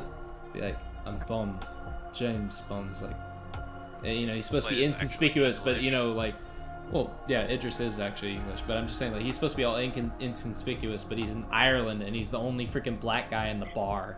Like, it'd be kind of confusing. It'd be like, oh, that's Bond. He sticks out like a sore thumb. So, like, as much as I would love Idris, that would be kind of a plot hole. It's like, oh yeah, Bond's supposed to blend in Europe. Well, I don't think he really blend in. He was the only other guy with a suit. Yeah. In most situations. It's still. I mean, it was mostly just a joke. Like, it's not really supposed to make 100% sense, but I mean, it does make some sense. Don't get me wrong, they can always brush it aside and it can just be like a quote-unquote plot hole, but it's whatever. I personally think Idris Elba should be the next Bond. Don't get me wrong, I think Henry Cavill should definitely get a shot, but I think Idris Elba would be a fun choice. Meanwhile, I always wonder if we're ever gonna get a Duke Nukem movie. Probably not, because that franchise has been dead since the last game 2011 bombed. Yeah. Also, Duke Nukem, I don't think you can make a Duke Nukem movie nowadays. It'd be if it was set in the 90s, I mean. In the 90s would have been the most perfect time to have done a Duke Nukem movie. And in my opinion, if you were gonna do it in the 80s or the 90s, John Carpenter would have been a good choice to do a Duke Nukem. I thought he only worked on horror titles for directing. No, Escape from New York is also one of his movies. Big Trouble in Little China is another one of his movies. Don't get me wrong, he mostly stuck to horror, but he did a few outside of the box things. Like Big Trouble in Little China is honestly the same kind of tone that a Duke Nukem movie should have. Here's the thing, it's just with half of the shit that he does and says, it wouldn't fly in Hollywood today. You couldn't make a Duke Nukem movie. You gotta be careful about what you do and say now in Hollywood. That's why I say Doom would be a better movie. If you wanna I'd love to see another Doom movie. Oh yeah. Well, apparently we are gonna get a sequel to Doom Annihilation.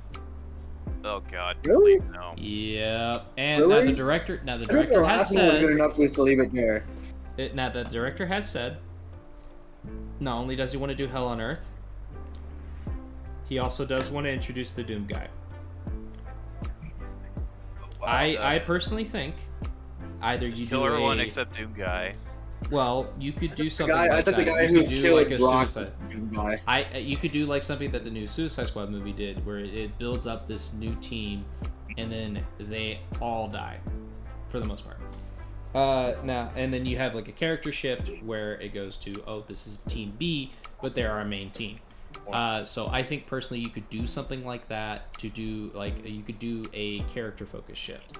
You go from what's her name, have her die off, and then it goes to Doom. It goes to the Doom Slayer, and I think that could work.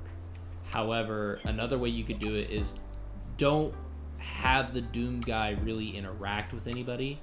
Like have it to where, well, okay, obviously don't have him talk, but I'm just saying don't have him interact with any characters where they're like, let's say you have them, they're about to go to this one place, and then they basically they hear a bunch of gunfire and demon screams, and then when they get there, it's just a fucking massacre, and it's like you like let's say you see a head get torn off of an imp, and they're like, yeah, no one bit this head off, it was ripped off by human hands. Also, Doom Guy needs to keep his fucking helmet on. Well, yeah, that's a big thing. I'm just saying, like, you can hint to Doom Guy in a Doom Annihilation sequel. I think the Doom Guy / Doom Slayer should have his own movie, and that's where I think that is actually Doom, the true Doom movies. Yeah, exactly. Have it follow him. Maybe have a few like mediocre side characters that can actually talk, and then go from there. But die very horribly. Yeah, exactly. I mean, obviously have Vega like take some elements from Doom 2016. I personally think Doom 2016. I think Doom 2016 is a perfect example of how to do a Doom movie, because that was very cinematic. Don't get me wrong, Doom Eternal was fun. It wasn't exactly cinematic, in my opinion. Like there was a lot of cinematic. Well, yeah, there's parts that are cinematic, but I'm just saying like it's not really a straightforward narrative. It's like, okay, you gotta go do this. Nope, wait, you gotta go do this. Actually, you gotta go do this. There's a lot of side quests in that. Like, don't get me wrong, Doom 2016 had that too, but it was still relatively straightforward and narrative. I couldn't get into the Doom 2016. It is very repetitive, but if you just like kind of grind through it a little bit, once you get the BFG, it's fun from there. I don't know. I just thought the movie wasn't that good to watch. Yeah. You don't get as much ammo as you thought you would got compared to like the older games. Yeah. But anyways, on to our next topic, and this is an interesting one because I'm actually curious to see what you guys thought. It's official. We're getting Legally Blonde 3, and Reese Witherspoon has actually teased that we are going to see her character be a mother. So, look at that face. Look at that Shadow's face, bro. Yeah, he's like, I'm sorry, just move on, please. Move on. We could all geek out over Doom later. Yeah, I could tell he's just like, nah, I'm done with this. Oh, I think it'll be a good comedy to watch. Good funny comedy to watch. Yeah, we got way off topic, by the way. Yeah, we did. Honestly, I barely remember the Legally Blonde movies. I do too. Honestly, I just thought they were just some retarded movies that we watched, like once or twice, like once, and that's it. We just watched it once and get rid of it.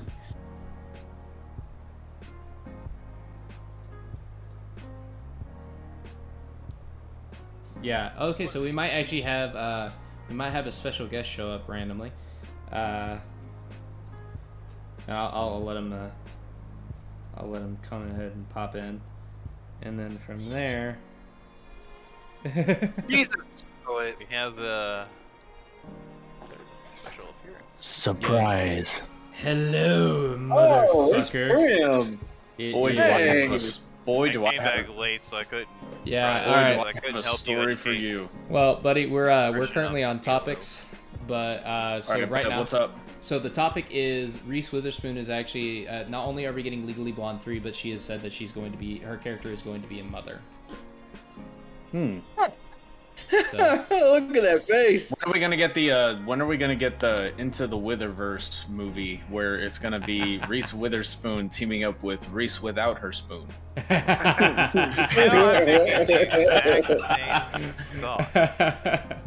all right, yeah. Well, if there's no more topic, I put that in there because I thought it would be interesting. Go ahead, Shadow. White Chicks was better. Yes. White Chicks was better. I think we should get a sequel to that on the cool. I really do. Good luck, because I don't think the be Wayans like, brothers are really doing much of anything. I don't think they're really doing much of anything together much anymore. I know they're still producing a lot of stuff, but I don't think they make movies. First of all, Just have Key and Peele. Marlon Equal. show.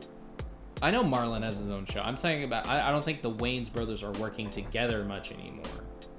Like I don't think they're working together on projects all that often. No, currently. Yeah. Oh, there's that sexy man. Yeah, there he is. Not actually hidden behind a face, unlike a previous not going to be mentioned topic that that I have also participated in. Just have a spin-off of White Chicks with Terry Crews' character. Actually, I would totally see that. What's it called? 1,000 Miles. There you go, that one. Yeah, Yes, yeah. have him start off singing that. Christian really likes. Christian always liked watching some of the videos that I would do with him and a couple of the other people that we used to be hanging out with all the time. Shower thoughts with Black Shad. My friend, I remember that bullshit. Yeah, there was shower thoughts with Black Shad where he said something about like. If you can't fall asleep one night, then like here's what he said. He said like if you can't fall asleep one night, it's because you're awake in somebody else's dream or something like that. And there we go. This blur background is probably better. Yeah, the white and red wasn't working, sadly. But anyway, there's another one that I did where I would play just enough of the clip to where it wasn't gonna get flagged by a copyright claim. Yeah. So literally just go ba-da-da-da-da-da-da, and then cut into the clip, which is within the 3 seconds that it takes to get flagged for a copyright claim. Mm-hmm. And it was called Coons Out of Context, and it was yeah. It was one of my old boys. His last name is Coons, and that's what I referred to him as for the first like year that I was hanging out with him, because he was in the military with me, and we called it Coons Out of Context, and he would just say random shit, and I would just cut it into the video and make that a little segment. I think I've got like 2 or 3 or 4 clips of it. Another military member, well veteran at least. Wait, what branch? Army. We could all meme on the Marines. I'd never go to the Air Force. Just cuts off his camera. Alright. But if there's no more get my cousin. Yeah. If there's no more thoughts, comments, concerns on Legally Blonde 3 happening, we're gonna go ahead and go into our final topic, then we'll have movie talks. And then we'll go from there. It was the Air Force. And then I have a fun. Can I share a story at the end of all that? Yeah, movie talks. That's right there. I got you. Bet. Yeah. All right. I bet. Go. We're ready to go on to our next subject. Yes. All right. Our final subject for the night, and actually will be our final subjects for quite a few weeks until the show is wrapped up. Hawkeye Season 1, Episodes 1 and 2 released this Wednesday before Thanksgiving. And, yeah, we're going to go ahead and talk about that. Have you guys we could not, because not all of us have seen it. Exactly. We're going to keep it. AKA, I have not seen it. Wait, yeah, I what got are we you. talking about? Hawkeye Episode Season 1 1 I've watched, and 2. and Never seen it. Episode 2 I got through like halfway, and then I had to get home. Yeah. Never seen it. I'll probably it's watch on it Disney+. tonight. They're not terrible. They're really good. I'm actually genuinely enjoying it. I can see why they released the first 2 episodes back to back, or I can see why they released them together. Yeah. Yeah, I can see why they released them together because honestly, the first episode there's so much story that they have to put into it, and there's only 40-minute episodes, and then on top of that, the second episode, I think yeah, if you're gonna do a weekly, if you're gonna do it weekly, I think that where they ended on the second episode is better than where if they were just gonna release the first episode, because this is a light spoiler. It's something that you would have expected. Hawkeye doesn't even interact with Kate until the end of the first episode.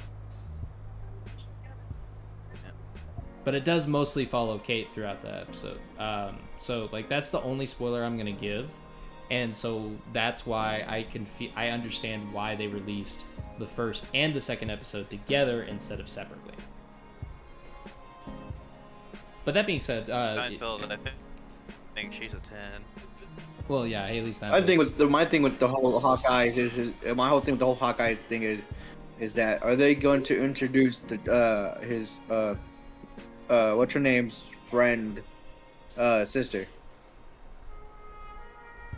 Black Widow's sister. There we go. Oh, Yelena. Yeah, she's apparently reported to be in the show, just because of where they left her off in Black Widow. So I think yeah, she'll probably show up, because they seem to be almost pretty much done with the Tracksuit Mafia kind of storyline. But I think that's going to further elaborate into where we go from there. I kind of saw the Tracksuit Mafia. I was like, wow, let me guess, it's a bunch of Russian or Arab guys in tracksuits. Russian or Armenian guys. They also say bro a lot, which from what I've yet to read the comic that they're very heavily adapting into this. But I heard it's like one of the best Hawkeye comics out there. So I already kind of knew because I saw trailer breakdowns and everything. They're like, yeah, this is the Tracksuit Mafia, so expect to hear a lot of bro, which they do say. They do say bro a lot. Like, it's like, I just couldn't take it very seriously. No, you're not supposed to take them seriously. They're not supposed to be a serious. When I first saw the first one, I saw the first episode. I was like, "Is this really about Hawkeyes, or is it about the girl?" Well, the girl takes up the mantle of Hawkeye. They're setting up the Young Avengers in this phase, so we're gonna be getting young Hawkeye. Go ahead. I ever hear any fucker saying that she's a better Hawkeye, I'm going to personally whoop your ass. She's not. Wait. She's not a better Hawkeye yet. What are you getting about? She has the potential to be a good Hawkeye. She's still learning the ropes so far. She's still in the beta phase. She's still in the beta phase. Like she can definitely handle her own for a while. Oh, in the future? No, I don't think she's gonna be a better Hawkeye. I don't think they're gonna make her a Rey Skywalker situation. I don't think they're ever gonna have it where she's like god tier Hawkeye. I don't think that's ever gonna happen. They better fucking not, because I'm tired of seeing like Rey Skywalker type stories all over the fucking place. Cause like, I think it's funny that right around the time that Pirates of the Caribbean decided, hey, let's do a next generation movie about Will Turner's kid searching for his dad. Then all of a sudden, all these different movie franchises decided, oh, we need a entirely new generation of Gen Z heroes. Let's put a fucking useless Asian girl, a black guy, and a girl with an identity crisis in a Star Wars movie. And let's make 3 of them, and 2 of them are going to royally suck. Yeah. But we don't care because we want your money. That's essentially Disney. We're gonna end now. I don't disagree. Not necessarily Disney as much as it is. That is essentially Kathleen Kennedy. As much as I hate Disney, I sincerely hate Disney, even though they always end up being like, come on, bitch, you know you want to give us your money. I'm like, yeah, come on. There you go. I don't think that they needed to. Here, whenever we get to the movie topics, I'll talk about my Star Wars opinion for the sequels and for Star Wars in general. Oh, yeah, no, I got you. With Hawkeye, is it true that, because I haven't seen Hawkeye yet, so is it true that it's supposed to be like, my mom and I theorized, because I saw Black Widow for the first time a couple days ago, fucking hated it, rightfully so. So far from what I've seen, it's not half bad. The movie was half-baked, Christian. Don't do it. Save yourself the fucking, like, hour and 45 minutes or Dude, I'm already to the point where she's, like, he's already revealed who she is in the Red Room. So, like, I've already gotten to that point. The only real reason why I'm sticking with it is because I heard Yelena is good, and of course my boy David Harbour is in this, and I gotta watch my boy David Harbour. That's gotta, I gotta watch the thing is that like the only like cinematic shit that actually looked impressive was whenever like, because you remember the parts in the trailer when like they're falling through the sky through the debris and she's fighting Taskmaster while they're falling. Yeah, so that is the only part of the movie that actually looks impressive. Throughout the entire movie, listen. Yeah. Throughout the entire movie, over and over and over again, there's just random shots that are in black and white, or like red colors just look very, very vibrant and practically like yellow. And half of the CGI isn't even rendered correctly. Like there's a part where there's like an avalanche, and as they're looking up at the mountains are all like polygony and like it's half rendered. Take it from somebody who is literally learning how to computer generate stuff right now. It looks half rendered and half baked. So the movie is garbage. I am telling you, you don't need to watch the rest of it. You're not gonna get anything out of it. It's a pointless story. It's so bad. Here's the thing. I think the Black Widow movie, even though we're getting way off topic, I'm gonna get us back. I'm gonna reel us back into Hawkeye. But this is my final thought on Black Widow. I think. Oh, he totally fucked Natasha. You know he did. Yeah, but no, I will say this. I personally think that this movie, I think Black Widow would have worked better if it came out shortly after, if not directly after Civil War. I think that would have been the best time to release it. This is why I brought up the point of no matter what, Kate Bishop will never be the same Hawkeye.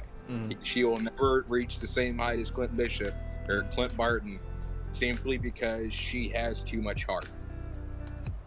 When he went dark and went Ronin, yeah, that's true. That was a major thing.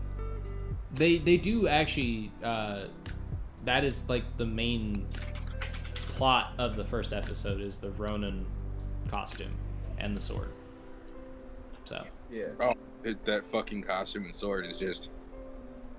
They actually reveal that the sword is collapsible. Like the blade collapses into the handle, which I was like, did they reveal that in Endgame? I don't think they revealed that in Endgame. I was like, that's a cool detail. If you pay attention, you can see it. That's true. If you pay attention, you can see it, but like they didn't verbally or physically show it. Because in the comics, he gets a vibranium suit. Oh yeah, he does. I forgot about that. And they give a vibranium sword, which makes it so much better. Right. But somehow it also gains the abilities like the Christmas swords. If anybody else remembers Deadpool sword, I do. Yeah, they have some of the same elements. So that it is makes fair. them that much worse. Yeah. All right. Well, if you guys are ready, we can go ahead and go into movie talks. Let's do it. All right. So, hold on, wait. I gotta do the transition here real quick. Hold on, sorry, buddy. All right, movie talks. Actually, I can. Yeah, movie talks where we can bring up any old, new, whatever subject you want to, so long as it revolves around entertainment and media. Seth, since you clearly have a lot on your mind, go right ahead. So, I'm gonna do, with your permission, dude, I'm gonna do a bit of a shameless plug because I have an entertainment media thing that's coming up that I've told you about already. I'll do that in a minute, but first I wanna throw a Star Wars thing out there. Okay. The original trilogy is the best. The prequels could have been better, but they're still fucking amazing. And that is by far my favorite era for Star Wars is the Republic and the Clone Wars and the Jedi and all that. Absolutely. The Empire and the Rebellion is repetitive. Fair. The First Order and the Resistance is dog shit and never should have been created and or should have been executed completely differently. The sequels were garbage after Episode 7. Episode 7 was the last good Star Wars movie to come out. Aside from Rogue One. Because Solo was okay, but it felt like it felt like how I felt about Suicide Squad 2016. It transitioned about as fast as a movie trailer. Mm-hmm. And had way too much cut from it. It didn't make a whole lot of sense as to why they were doing literally anything. But what was really impressive about it was that they decided to explore different parts of the Star Wars universe that we hadn't seen yet, which was namely the Maw, which, if any of you know what the Maw is a nebula made out of black holes that were artificially created to contain a force-wielding monster. Nice. That Luke has to fight in the books, but... You mean the books that are no who am I kidding? canon? They're still canon. They're still canon. I don't give a fuck. That's fair. The books are canon. The books are canon and the games are canon. I don't care if Disney wants to try to like, oh, we're phasing those out as legends. Shut the fuck up. That shit is canon. It was already declared canon by Lucas. Like, shut up. Disney doesn't know what they're talking about. Also, Chewie went out like a fucking badass in the extended lore. I'm gonna bring this now. Chewie went out like a fucking badass. There's only one Kyber crystal because it was the strongest crystal ever created. Like, literally, it would put your force on a fucking adrenaline rush. Ah, okay. Pretty much God. Are you saying that that's what they used in the Death Star? No, it's the simple fact that they keep saying that all these crystals for the fucking lightsabers are kyber crystals. They're not. There's a crystal that would put every ability that you have on fucking steroids. Okay. You'll never catch me, Krabs. Not when I go into maximum overdrive. He just holds up a kyber crystal. It's like the way that you're describing it, like, sounds like kind of like the Chaos Emeralds from fucking the Sonic universe. Like, it just gives you an excessive amount of power. Hello. Hi. How do you? It pretty much was like, okay, you have abilities. Now let them make them god level. Now let's give you crack fucking cocaine. Basically. Let's give you CC's brownies on crack cocaine.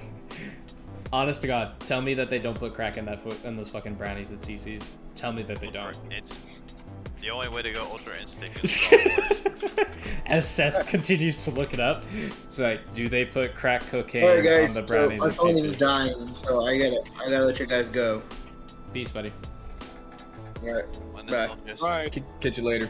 Yep. Alright. But no, here's my thing. Alright, Seth brought up his shit. Now it's time for mine. Go ahead, buddy. We are getting fucking madness in the next Doctor Strange. Yeah. Multiverse of Madness. Exactly. Do you think that could be... Wait, do you think that could be a sequel after Spider-Man No Way Home? They said they're treating it like it's the final movie, but he's supposed to be in a couple, according to the new contract. It's Tom Holland's final movie as Spider-Man. That's what they say. He's supposed to have 2 more team-up movies, and then that's where the contract ends. But from there, they could renegotiate it. And I noticed that Sony's trying to put almost everything in the MCU, like especially with Venom and all that fun stuff. So, don't know. But anyways, Shadow, go ahead. I'm still waiting on you to buy Venom 2 so I can watch it. It still hasn't come out yet, so it's on early release. But I, whenever I get it, I will definitely let you know. Just send me a message. I'll watch it. Yeah, I got you. I do have Knives Out on 4K though. So yeah, I do need to try. I do need to see Knives Out. I haven't seen it yet. You'll like it. I think you'll like it. I just saw Interstellar for the first time a few days ago. We need to see this. I want to see them bring back Quicksilver. Oh, they're good. They have to. Yes. Yes. And I honestly think Evan Peters would not be a bad choice. I don't care who plays it. Yeah, I agree. Yeah, I kind of also don't care. We need a fucking speedster. No, I agree. Yeah. Yeah, they make it a female version of Quicksilver. Yeah, true. Ha. Fucking stupidest way. Yeah. Oh, he died because of getting shot. I'm sorry, we watched Barry Allen on the fucking Flash. Boop. Yeah. Just have Grant Gustin, like, after Flash is over. Well, and here's the thing, is I actually didn't think about it this way. Technically, Quicksilver died out of spite. Yeah, he did. Yeah, he died out of spite. It was pure spite. It's just like, you didn't see that coming. That's really all it was. Like, the Wanda show has more than enough power to say, hey, brother, you're back. But she fucking doesn't. She's more worried about getting dick. I will say this. She does and doesn't. I think what it is Quicksilver, I think she had finally moved on from, but she was still trying to get over Vision in WandaVision. I think that's what it was. Yeah. Like, I think she had finally moved on. My thing is, you're gonna mourn longer over your husband than your own flesh and blood twin brother. True. Though, to be fair, she didn't necessarily see her brother die. She knew her brother died, but she didn't see it happen. Whereas she saw Vision die after killing him. I'm glad Vision died. I really am, because he's over fucking rated. Yeah. Yes, I am. Yes. I will say this: the only real reason why I still am glad that Vision is kinda back is because Paul Bettany does a really good job as Vision, and that's just my opinion. He does.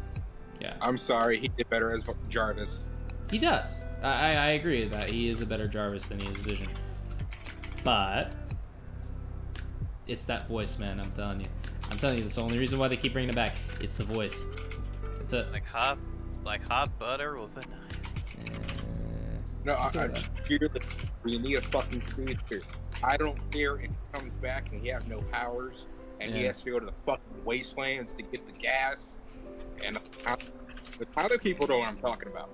There's certain gases that discovered that give his powers back. Shad's staring at me like this man's going, No, I know exactly what you're talking about. And I know for a moment. Sorry, I'm also technically distracted by clickety-clackety over here. Sorry, I'm fucking around with some people in another server. You're good, buddy. You're good. It's we in this other server, we have decided that we're having a giant cuddle session on a bed, and it's gonna be like one person. It's gonna be like one girl holding another girl, then that girl's holding a dude. The dude is holding me, and then there's a fat dude laying across all of us. Wait, I didn't know Joe was in another server with you. Motherfucker. It was Patrick's server for a while. You gotta give me credit on that one, Seth. That was pretty good. Well, that's definitely yeah. I wonder what Patrick's been up to. I tip my hat to you, one legend to another. Hey, since I'm wearing my hat backwards, if I were to salute with the bill, it would be like this. Exactly. Anyways, that being said, I will say this. So Faye was actually going to bring this up, but I'm going to go ahead and bring it up for her because she's not on there, or she's not here right now. Yeah, but she's not here. Well, she left. Her and Teddy left. Teddy got busy at work. I showed up in her place. Yes, but that being said, apparently, I forget how to say his name, like off the top of my head. Give me a second. And it's actually a really exciting topic because, you know, for all my Studio Ghibli fans out there, Miyazaki. Yeah, Hayao Miyazaki apparently is returning for one final Studio Ghibli film. He will probably come back though anyway. Yeah, but apparently this is going to be his final Studio Ghibli film, and apparently it's based off of his favorite book. It may share the same name, but apparently the only details that they've given is it's going to be a fantasy on a grand scale, which granted is 90% of Studio Ghibli films, but they're saying like this is going to be kind of like the last hurrah, so they're going to go all out on it. Well, here's my my neighbor Totoro was actually made off of a Japanese legend. Yeah, My Neighbor Totoro is based off of that. I actually did somewhat know that. I think Princess Mononoke is kind of based off of it too. If I remember correctly, Princess Mononoke is too. I think that was also based on Japanese. Yeah. Studio Ghibli worked with Junji Ito. So. Yeah. But what do you guys think about Hayao Miyazaki coming back for one final hurrah with Studio Ghibli? I think it's going to be awesome. Oh, me too. He's probably got enough money to retire. He's had enough money to retire, but I think he's just wanting to come back for one final thing. I mean, you got to remember, he's pushing up there pretty high in age. I think he's in his 80s, maybe his 70s. I don't know. We gotta live. Folks in Japan can live for a long time. I know that. They can. But yeah, okay. So Seth, before we leave, unless Rebel, do you have a topic that you would like to bring up for movie talks? No. Joe? Are you talking to me? I have a couple, but I'm just gonna blurt them out here. Arcane finally has a season 2. Oh yeah, Arcane season 2 has been announced. That's good. And it's pretty enjoyable to watch. I've been told it's really good, even if you're not a League of Legends fan. Even if you don't play League. Yeah. I could sometimes squeeze fun out of League, even though nobody should be able to. League is fun enough. But anyways, what is your other topic? I finally completed the Battle Pass for Season 6 of Cold War, and I finally fucking hate myself for it. That is one way to put it, actually. That is rightfully so, given that Cold War is just as half-baked as Vanguard. It's just like... Hey, like to be fair, Cold War Zombies is not half bad.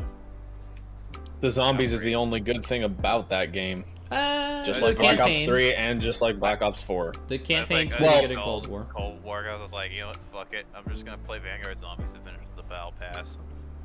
That's the thing, is Black Ops was the start of the zombie series, and even back then it was good.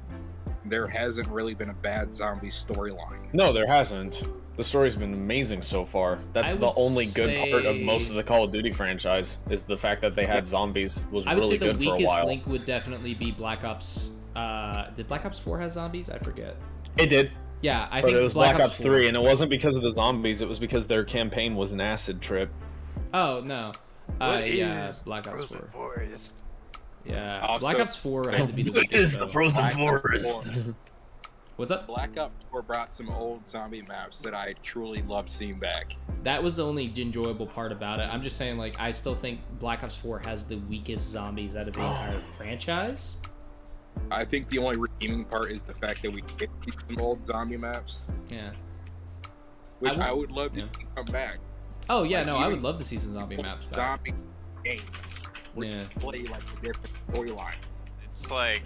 Oh yeah, that'd be awesome. I also saw, like, before the season is ending, you go into multiplayer, you see a cutscene where a friend dance, like, things got really fucked, and then Mason and everybody are underground, and they run into Captain Butcher from Call of Duty World War II, and I was like, wow, they're really trying to try to make it where some of the Call of Duty games are connected now.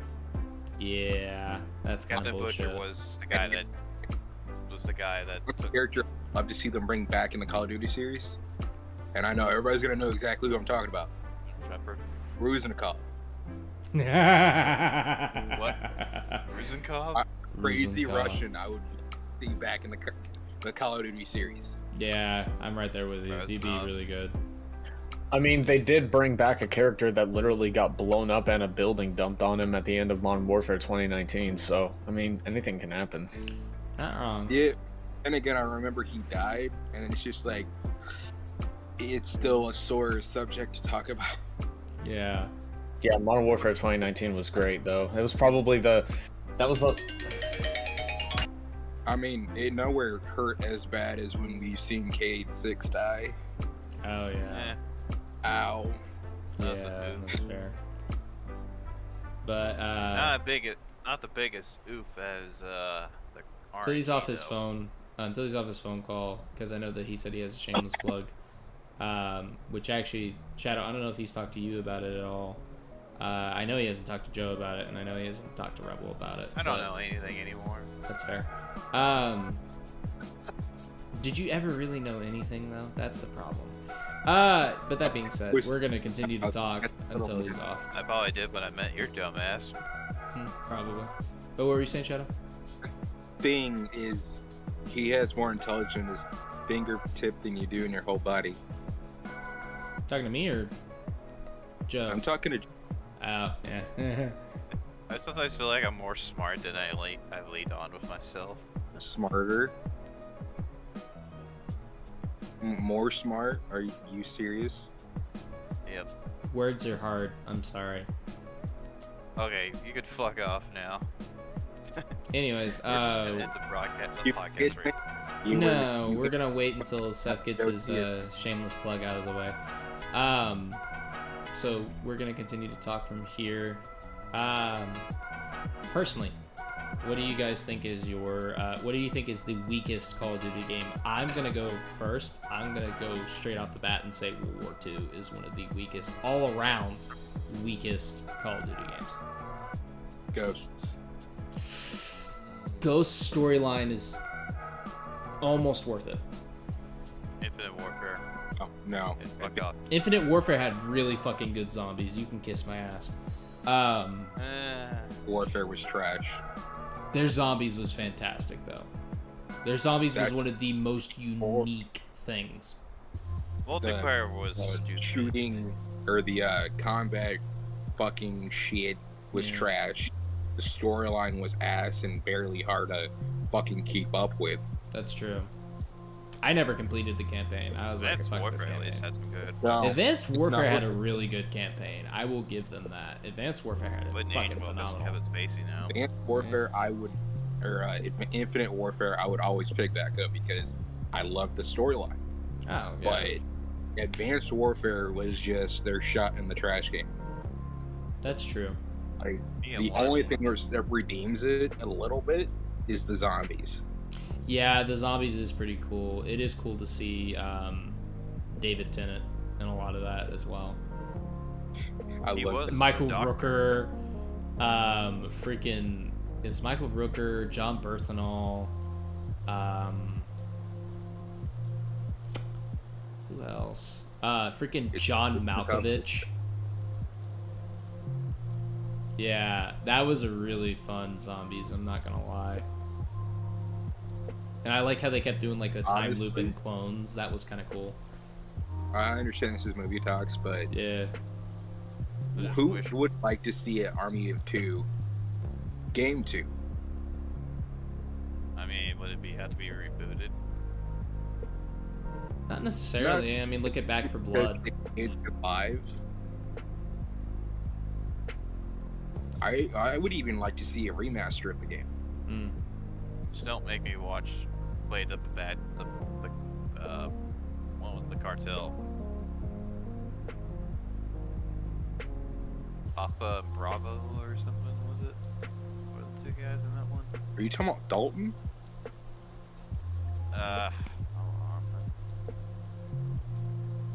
The Army 2 is one of the games I would love. Oh, I was saying don't make me play the Devil's Cartel, because I heard that was good. Yeah. Yeah, Army of 2. That'd be pretty fun. Just don't play the Devil's Cartel, because that was shit. I will say this. I would love a remastered trilogy of Half-Life. That'd be pretty fun. Like Half-Life 1, Half-Life 2, and Half-Life Alyx. Also, I am so happy we don't have too much longer until the final arc of Bleach. That's true. It's the anime, yeah. Yeah. Oh man, this is a really bad conversation. I can just tell he's getting pissed. I mean, he has no way of getting there. They left us hanging with just the full break arc, you know? True. Yeah. But the simple fact that we're gonna see the twins on Pacto is just gonna be yes. Because Ichigo himself is one of those very high class hybrids that really is just like I don't care if you're a Naruto fan or any other fan of any other franchise. Nobody has really tried for their power as much as I have seen with Ichigo. Damn, my village is getting raided. My Clash of Clans just popped up. Nice. Yeah, it's one of those. He really threw all his all into it. Like, yeah, you see that in other anime, but the simple fact that he pretty much said, "Fuck this bullshit. My sisters were getting fucked with. Let me stand in front of this giant 20-foot tall demon." That's fair.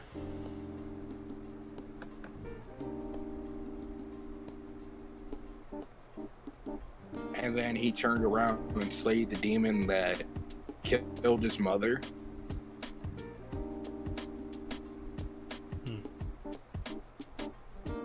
And the fact that, and whether he had powers or not, he still did a lot of good.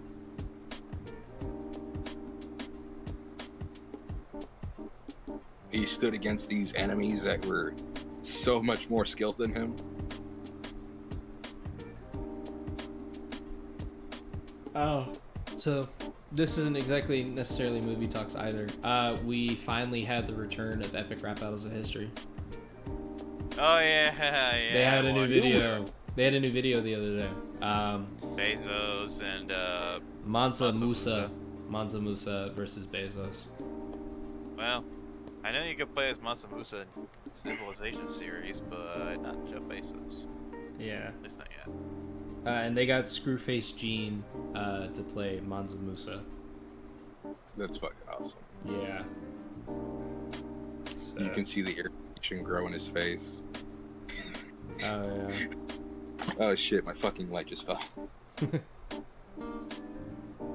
Yeah, let's see if I can pull one to the point that you guys can see it.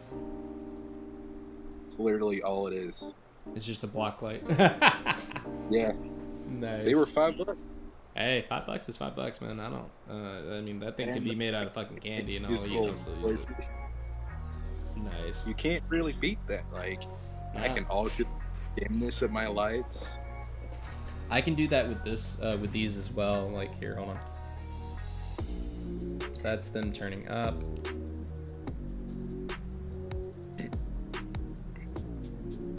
Like, if I had the blocks for it, I would definitely add like 2 more. Right.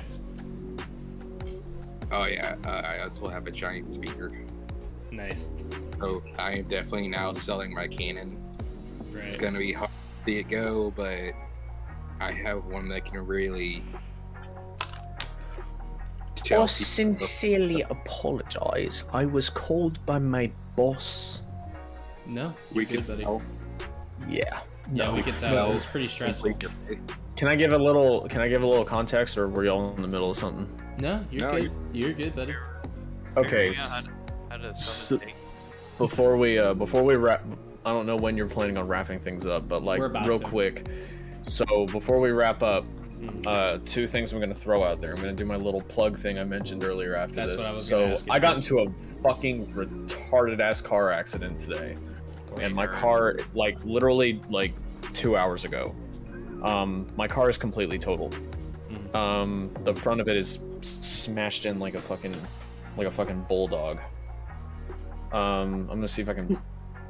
Yeah, it's kind of depressing. Let me see if y'all can see this at all. Yeah. Oh, damn. Yeah, it's pretty bad. Yeah. The traffic like randomly hit a stop out of nowhere. I slammed on my fucking brakes and my brake pads skidded on my like axle or whatever the fuck that they grip onto. I felt it like it was grinding, but it did nothing to slow me down. So I prepared myself for death and fucking slammed into the back of an SUV. Their SUV's fine. The people inside were fine. It was a whole fucking family. If I was driving a fucking pickup truck, it would have probably killed everybody inside. Maybe not killed everybody, So, but definitely would have put somebody in the hospital. Yeah, and that shook me enough as it was. Well, it turns out that SUV got pushed into the car in front of it, so I had 2 people to answer to. Fantastic stuff. Like I wasn't on my phone. I wasn't doing anything crazy, but just your brakes sucked ass. Yep, my brakes sucked ass, and traffic just punched me straight in the fucking balls. It fucking sucked, and it was really weird because this is my first time being in an accident like that. So like, whenever I hit the fucking SUV and like I saw the airbag like come at me, and then all of a sudden I didn't know where I was. Because Camaros, I don't know if y'all knew this, but Camaros have airbags that cover the windows as well, because most of the time the windows will shatter. And as soon as that fucking airbag hit me, it broke, and the car started getting all foggy, and I couldn't see anything. I opened up the window and couldn't fucking breathe, and I was coughing really bad because airbags have gas in them. Yeah. And that gas is very harmful for your lungs. So if I thought that vaping was gonna kill me, no, it's gonna be the airbag gas. But I had to, you know, whenever in Halo, Sucks like on the vape ODS, inconspicuously. No, I'm talking about Shadow. He's just like. Yeah, mine doesn't have any pods at the moment. I've only got like, and I might go grab some tomorrow. But yeah. So. But yeah, so my car is completely gone. I don't have insurance because I'm a broke baby bitch and I don't have any money. So it's all coming out of my pocket, so to speak. So this is gonna be great. I gotta find a new car so I can go back to work. Yeah, I was gonna say, don't you still have payments on that car as well? Yeah. Well, I've always been a broke white bitch. But anyway, so real quick, I'm gonna not. So that's the little funny story, is that like I was looking around like I was in a completely different dimension, because all of a sudden everything went yellow because the lights from the like street were like shining through yellow airbags, and I was like, where the fuck am I?